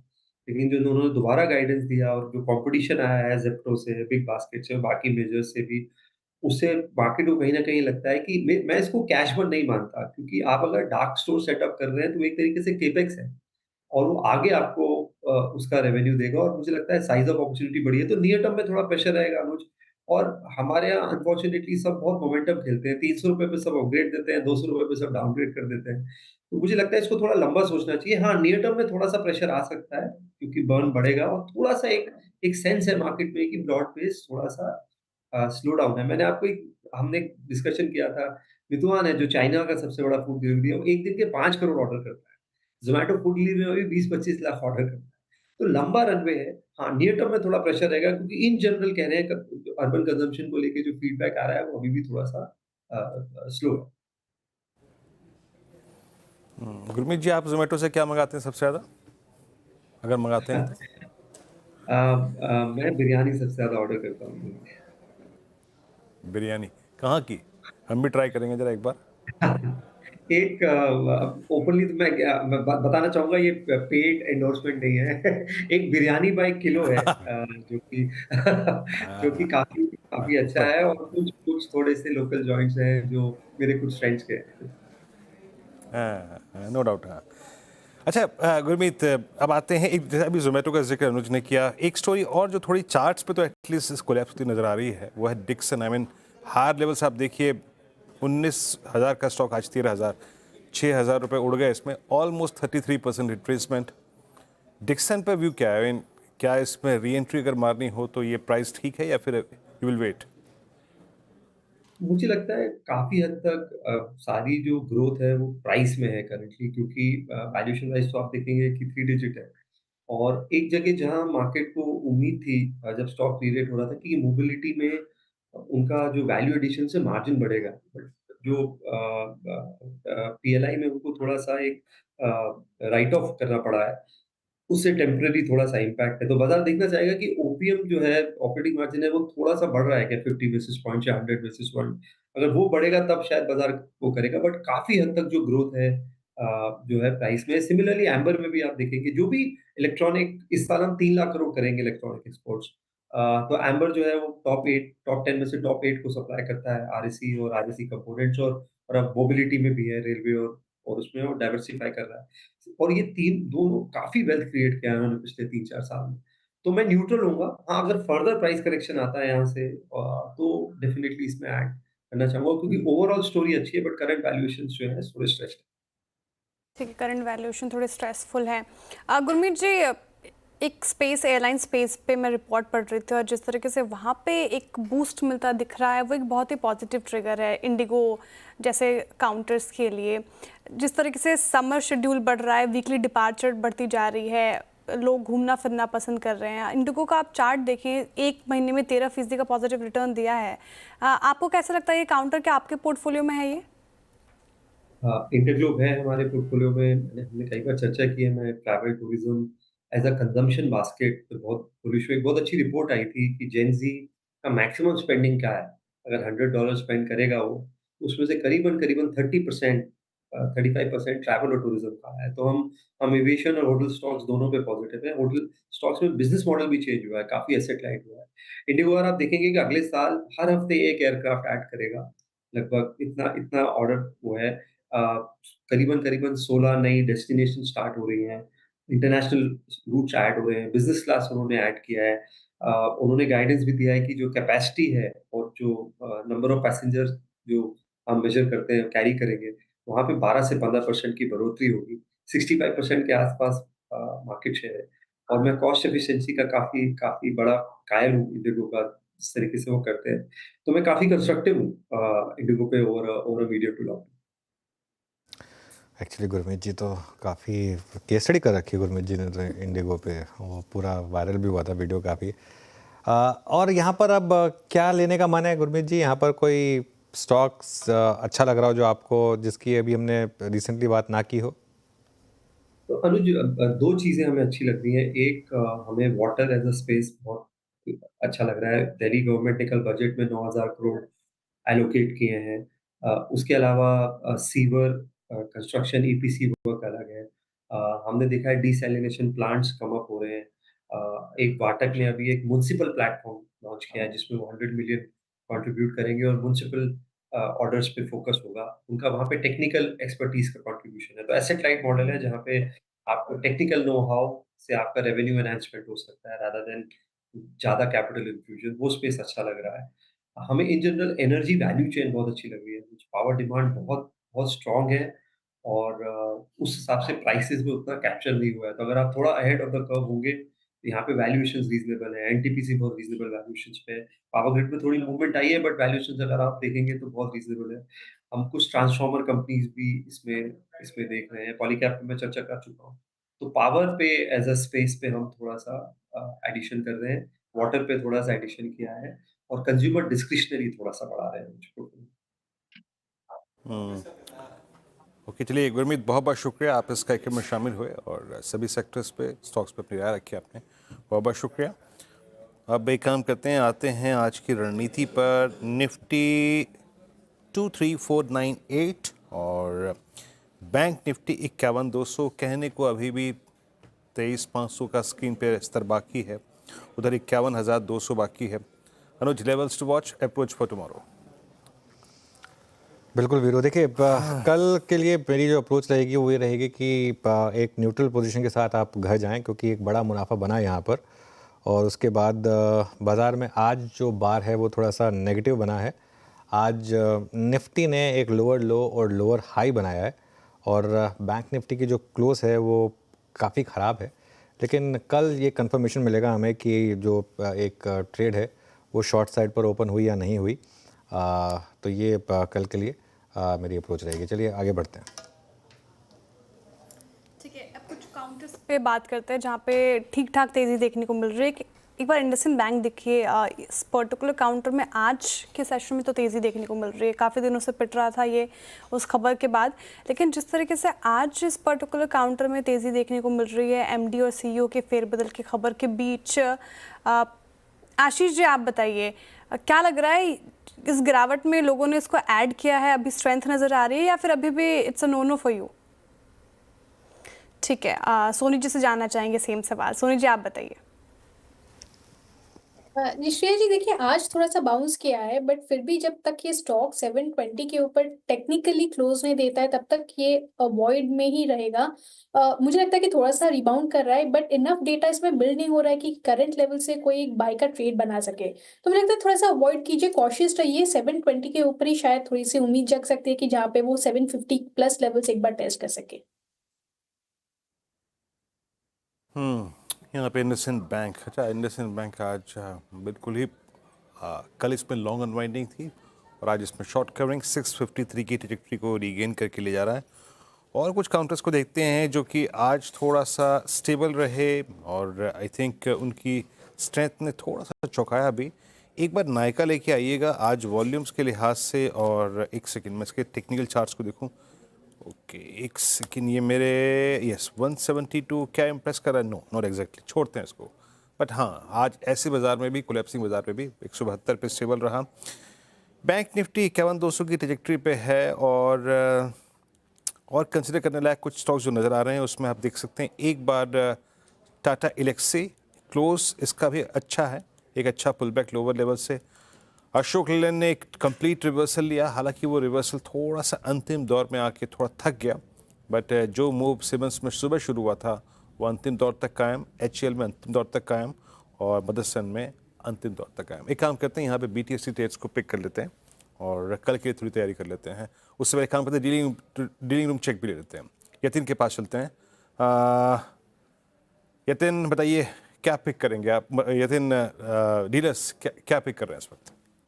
देखिए दो स्टॉक्स जो आज फोकस में है, सबसे पहले एचपीसीएल और ऑयल मार्केटिंग कंपनीज में थोड़ी लॉन्ग अनवाइंडिंग देखने को मिल रही है। इनफैक्ट डीलर्स को लगता है कि अप्रैल का फ्यूचर थोड़ा बहुत शॉर्ट करके चलना चाहिए 2 से 3% के डाउनसाइड के लिए।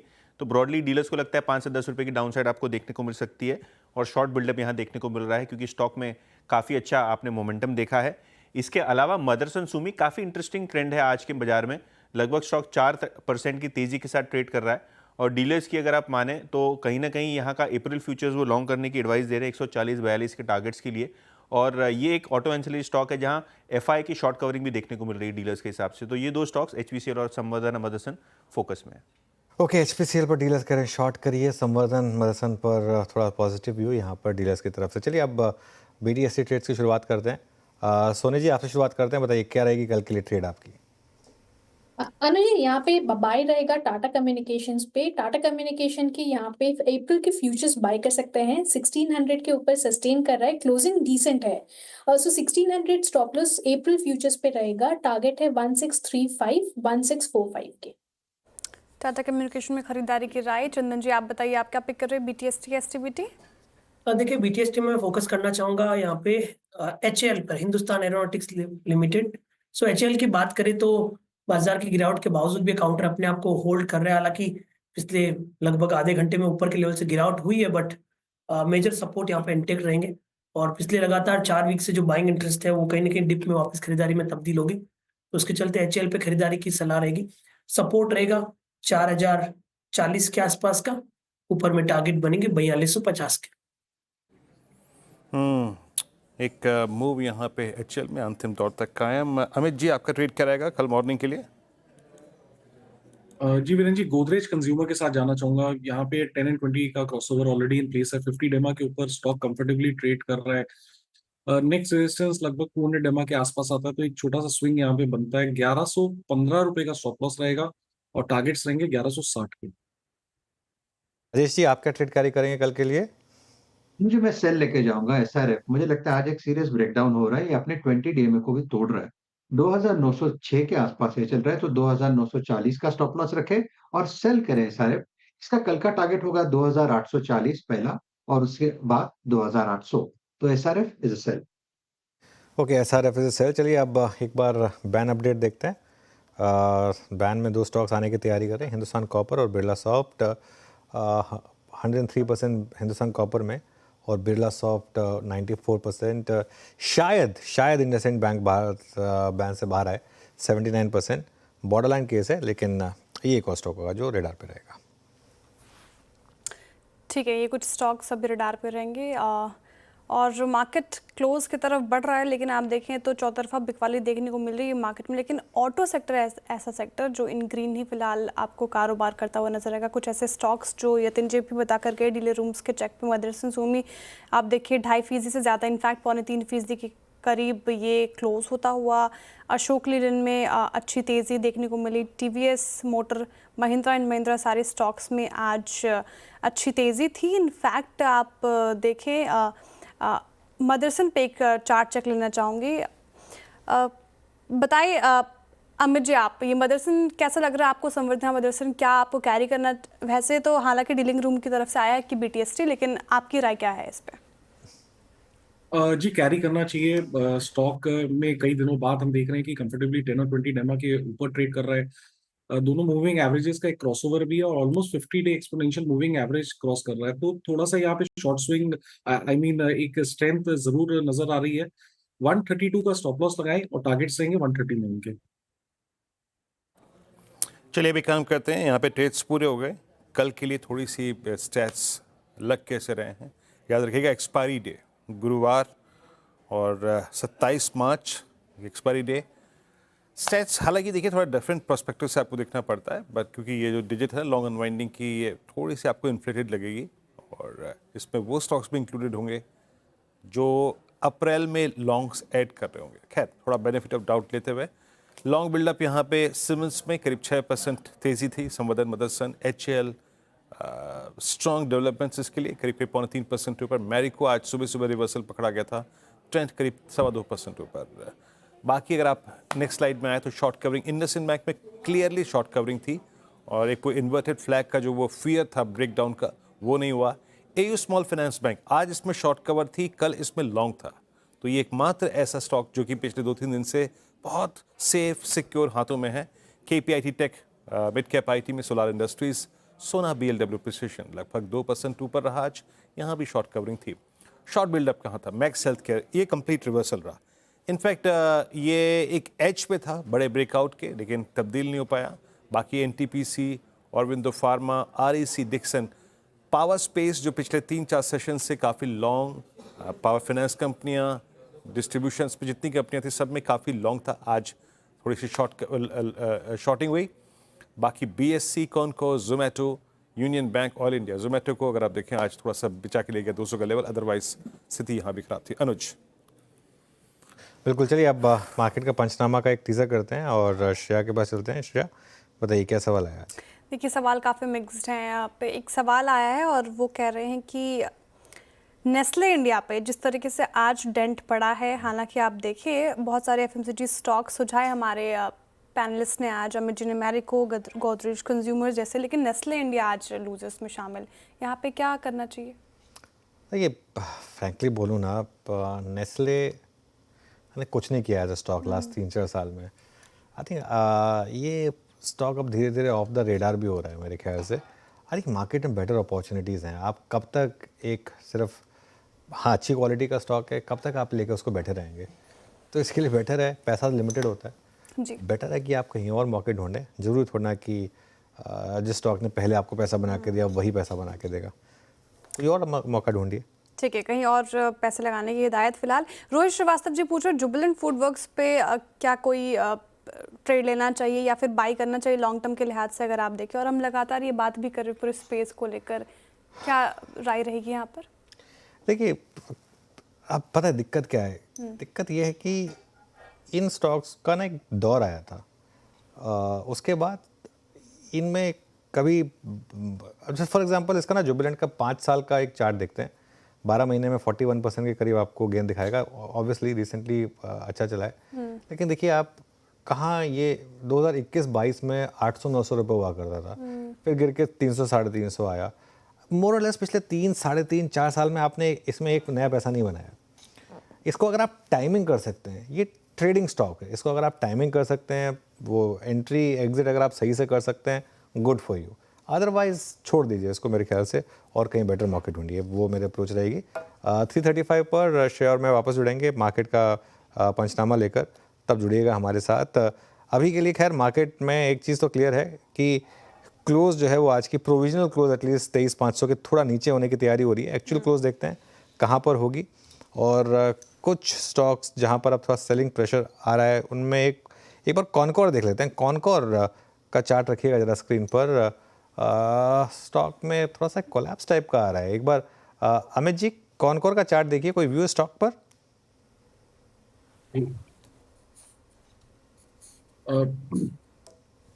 जी अनुज, काफी ब्रोकन डाउन है, very near to the support है, ओवरऑल स्ट्रक्चर नेगेटिव है। रिसेंटली हमने एक पुलबैक जरूर इसमें देखा है। 10 और 20 डे में लगभग 675 के आसपास आता, वो टूटेगा तो दिक्कतें फिर से बढ़ सकती हैं। तो ओवरऑल अगर किसी के पास पोजीशन है तो 675 के लेवल्स का ध्यान रखें। ये टूटे तो आई थिंक देन 630 625 पॉसिबल है यहाँ पे। कॉनकोर डे लो पर, यहाँ पर भी एक शॉर्ट कवरिंग मूव आया था, लेकिन वो पूरा का पूरा फिजल आउट हो गया और अब ऑलमोस्ट डे लो पर। मैं जाते जाते देखिए बहुत कुछ अब इस वक्त मतलब प्रोस्पेक्टिव लेने के लिहाज से है नहीं, क्योंकि हम थोड़ा सा एक डाउटफुल एनवायरनमेंट में जा रहे हैं। हमने 23,500 को तोड़ दिया, बट ये क्लोज जहाँ तक एक्सपोनेंशियल का सवाल है, एक्सपोनेंशियल 100, एक्सपोनेंशियल 200, उससे लगभग 50 पॉइंट ऊपर आ रहा है, और निफ्टी बैंक 51,200 की ट्रैजेक्टरी ऊपर। और जो मैंने वो कुछ देर पहले टेक महिंद्रा की बात की थी, look at Tech Mahindra now day low पर 1416 पर। आईटी में जो सबसे सीवियर प्राइस डैमेजेस थे उसमें लार्ज कैप आईटी में ये शामिल था। Look at L&T technology services, ये भी डे लो की तरफ बढ़ता हुआ, और निफ्टी आईटी ने जाते जाते फाइनली अगर आप देखें 406 अंकों का नुकसान, यानी एक वो जो 20 डे को कल हम बात कर रहे थे अनुज कि शायद रीगेन कर रहा है, और आज यहाँ पर पेन देखने को मिल रहा है, 406 अंक नीचे। और कुछ काउंटर्स जो कि थोड़ा सा पेन में रहे आज, उसमें सीडीएसएल रहा बैकफुट पैके ट्रेड करता हुआ, और साथ ही साथ एक बार लिख आइएगा ऑरबिंदो फार्मा में कुछ स्टॉक्स जो कि स्टेबल हो रहे थे, स्ट्रॉन्ग हो रहे थे, वो कोलैप्स हो गए। और बीएससी फाइनली आज ये भी डेलो पर। सो जी बीएससी और कैम्स नहीं, इनफैक्ट सीडीएसएल सब में सॉफ्टनेस थी आज। बीएससी पे कोई पुट कैरी करनी चाहिए क्या आप? देखिए बीएससी यहाँ पे मुझे लगता है वीक है डेफिनेटली, और अब 4500 की सपोर्ट को ब्रेक भी किया है। अगर क्लोजिंग भी इसके नीचे रहती है तो कहीं ना कहीं टुवर्ड्स 4400 4300 रेंज को टेस्ट कर सकता है। सो मुझे लगता है यहाँ पे कर सकते हैं, पुट बाय कर सकते हैं 4400 की। यहाँ पे मुझे लगता है एक बार एक अप्रैल की सीरीज पे बाय कर सकते हैं। बट अगर स्टॉक 4500 के नीचे आज क्लोज देता है तो कल मॉर्निंग में ये ट्रेड एग्जीक्यूट कर सकते हैं। उस हिसाब से थोड़ा सा वेट कीजिए, एंड अगर मॉर्निंग में 4500 के नीचे ओपन होता है देन 4400 के पुट ऑप्शन में एक बार पार्टिसिपेट कर सकते हैं। ठीक है, तो फिलहाल ये राय बीएससी पर। और एक बार भारतीय एयरटेल का चार्ट देखते हैं। मार्केट में हालांकि गिरावट देखने को मिली, लेकिन ये टॉप गेनर्स में शामिल फिलहाल। हालांकि ऊपर से थोड़ा ये भी कूल ऑफ हुआ आज के सत्र में। आप एक महीने में देखें तो ये करीब 5.5% का इसने रिटर्न दिया है। 6 महीने में थोड़ा ही करेक्ट हुआ है। भारतीय एयरटेल कल सोनी जी आप ही की कॉल थी आई गेस, और अच्छा परफॉर्म किया है। कल के लिए कोई ट्रेड बन रहा है क्या यहाँ पे? देखिए भारतीय एयरटेल मुझे अभी भी लग रहा है कि पोजिशनली 1700 के ऊपर जब तक होल्ड कर रहा है तब तक स्ट्रांग है। आज हालांकि काफी अच्छे से ऊपर में परफॉर्म किया है टुवर्ड 1765 प्लस लेवल्स, और मुझे लगता है कि अगर डिप मिल रहा है यहाँ पे 1730 1720 रेंज पे तो री इनिशिएट कर सकते हैं लॉन्ग। 1700 क्लोजिंग बेसिस पे सपोर्ट स्ट्रांग है, अप्रैल सीरीज के लिए होल्ड कर सकता है, और जब तक वो डिफेंड रहेगा अगेन टुवर्ड 1760 1780 लेवल्स नजर आ सकते हैं। सो इस डिक्लाइन पे बाय करने की सलाह रहेगी। ठीक है, फिलहाल बाइंग करने की सलाह है भारतीय एयरटेल में। और देखिए मार्केट किस गिरावट में, वो कौन से स्टॉक्स हैं जिन्होंने अपना संयम खोया और डे लो के आसपास बंद होने की तैयारी कर रहे हैं। नेस्ले इंडिया पे हमने बात की, डे लो के आसपास क्लोज होने की ये तैयारी कर रहा है। हालांकि आप देखिए ऑटो पैक के कुछ स्टॉक्स ने आज अच्छा परफॉर्म किया है, लेकिन ऐसे कई सारे स्टॉक्स हैं जो डे लो के आसपास क्लोज होने की तैयारी कर रहे हैं। आप देखिए आयशर मोटर्स, इनफैक्ट आप टाटा मोटर्स में भी आज गिरावट देखने को मिल रही है। आयशर मोटर्स पे राजेश जी आप बताइए, कोई सेल साइड की ट्रेड बन रही है या फिर अभी इसमें स्ट्रेंथ नजर आती है? चार्ट्स क्या इंडिकेट कर रहे हैं? देखिए श्रेया जी, मुझे लगता है कि एक जो रैली थी, एक जो मूव था वो आयशर में थोड़ा सा हो चुका है। तो काउंट में अगर आप स्विंग ट्रेडिंग के हिसाब से देखें तो स्लाइटली ओवरबॉट है। तो मुझे लगता है जब तक ये 5450 से लेकर 5500 का लेवल नहीं निकलेगा तब तक यहाँ पे इमीडिएट तेजी नहीं होगी। सामने एक्सपायरी है, लिक्विडेशन प्रेशर है। तो मुझे लगता है कि करीबन 5250 तक का यहाँ पे एक लिक्विडेशन होना चाहिए। आप कह सकते हैं कि प्रॉफिट टेकिंग आनी चाहिए। तो काउंटर थोड़ा वीक हो सकता है। सेल साइड की पोजीशन है तो स्टॉप लॉस आपका ऑब्वियसली 5480 के आसपास यानी डेज हाई का होगा, और सेल करे लेकिन 5300 एक पहला टारगेट है, वो टूटना है तो फिर और 50 से 60 पॉइंट का वक्त दिख पाएगा। ओवरऑल चार्ट अच्छा है, लेकिन this is a running correction जो अभी फिलहाल आप कह सकते हैं प्ले आउट हो रही है। ओके चंदन, फाइनली बहुत 10 सेकंड में कमांड अपना व्यू रखिएगा। इट्स अ ब्रेकडाउन और नॉट, आई मीन क्योंकि अभी भी दो एवरेजेस पेंडिंग है। 23,500 की चालक ये क्लोज है। बहुत संक्षेप में देखिए वीरू, बिल्कुल high rise high loss negate हुआ तो एक बार सेलिंग आ रहा है, बट मेजर सपोर्ट 23,333 के आसपास बनना चाहिए एक बार के लिए। ठीक है, तो अभी ये मार्केट फिलहाल क्लोज होने की तैयारी, और निफ्टी देखिए डे लो पे लगभग 200 अंकों की गिरावट यहाँ पे देखने को मिल रही है। 23,476 के लेवल पर क्लोज होने की तैयारी। मिड कैप में देखिए काफ़ी ज़्यादा गिरावट भारी हुई आज के सत्र में, 357 अंकों की यहाँ पे गिरावट, और 51,607 के लेवल पर क्लोज होने की तैयारी। बैंक निफ्टी ने भी संयम खोया, जाते जाते 400 अंकों से ज़्यादा का डेंट यहाँ पे पड़ता नजर आ रहा है। सेंसेक्स की बात करें तो 700 अंकों से ज़्यादा टूटा, लगभग 1% की गिरावट यहाँ पे 77,279 के लेवल पर क्लोज होने की तैयारी। बिग वॉल पर समझते हैं वीरेंद्र जी से मार्केट क्लोजिंग डिटेल में। जी श्रेया, वीकनेस और जिसे कहते हैं, आई मीन आज थोड़ा सा मोमेंटम कोलैप्स हुआ। महत्वपूर्ण ये था कि हमने 23,500 के छोर को, वो जो कि कल के सेशन के लिए, एक्सपायरी डे के लिए हमारे लिए एक निर्णायक बेस था, वो हमने वायलेट कर दिया। और 190 अंक नीचे निफ्टी बैंक, हालांकि जिस प्रकार की 52,000 पे पुट राइटिंग थी वहाँ से रिवर्सल लाजमी था, बट मेरे ख्याल से ये आज बहुत सारे पोजिशनल एसेट्स भी रह गए अपने साथ। मिड कैप्स में पेन था, स्मॉल कैप में पेन था, और IT, look at IT towards close जो प्राइस डैमेज हुआ वो आईटी से भी आया। 37,270 लगभग 425 अंक नीचे, और एडवांस डिक्लाइन रेशियो इसके चलते अगर आप देखें खासा प्रभावित हुआ। 2161 डिक्लाइंस, 502 में एडवांसेस थे। बाकी अगर आप सेक्टर इंडस्ट्रीज को देखें तो यहाँ पर बैंक्स में फिर भी एक कम नुकसान था, बट फाइनेंशियल्स तक जाते जाते अगर आप देखें, जैसे बहुत सारी काउंटर्स एनबीएफसीज में आज सिंक हुए। पीएसयू बैंक्स बैकफुट पे आए, सीपीएससी इंडेक्स बैकफुट पे था। मेटल्स में लॉसेस थे but restricted, same is the case with FMCG. IT लगभग 1% नीचे। ऑटो में प्राइस डैमेज आज कम था क्योंकि अशोक लेलैंड, जो कि शायद पॉसिबली आज के लिए बहुत नेगेटिवली प्लेस था, उसमें रिवर्सल आ गया intraday after I think some management clarifications. बाकी निफ्टी फार्मा आज 1% नीचे, रियल्टी लगभग 1.5% नीचे। रियल्टी में सबसे ज़्यादा प्राइस डैमेज हुआ है 2 सेशन में।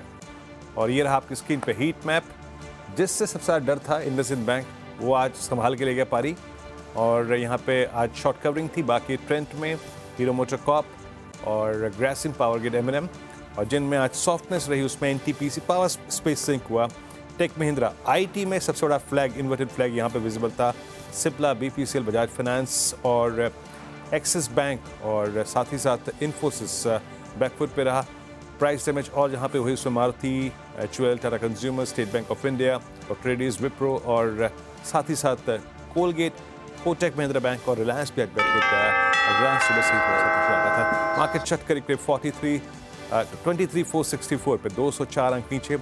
हम दिन के सबसे निचले स्तरों पर जाके, अगर आप टिक बाई टिक चार्ट को देखें तो जाके क्लोज हुआ है। तो ये क्लोज कतई भी अगर आप देखें अच्छा नहीं है, एंड स्पेशली आपने सरेंडर करा एक महत्वपूर्ण बेस 23,600 23,500 का। खैर, इस थोड़ी सी परेशान कर देने वाली क्लोजिंग के बाद अगर आपके जहन में कोई भी प्रश्न है और कोई भी दुविधा है तो आप ज़रूर पूछ सकते हैं। मार्केट का पंचनामा एक छोटे से विलंब के बाद CNBC आवाज़ के सभी सोशल मीडिया प्लेटफॉर्म्स पे अनुज और श्रेया के साथ। तब तक के लिए नमस्कार।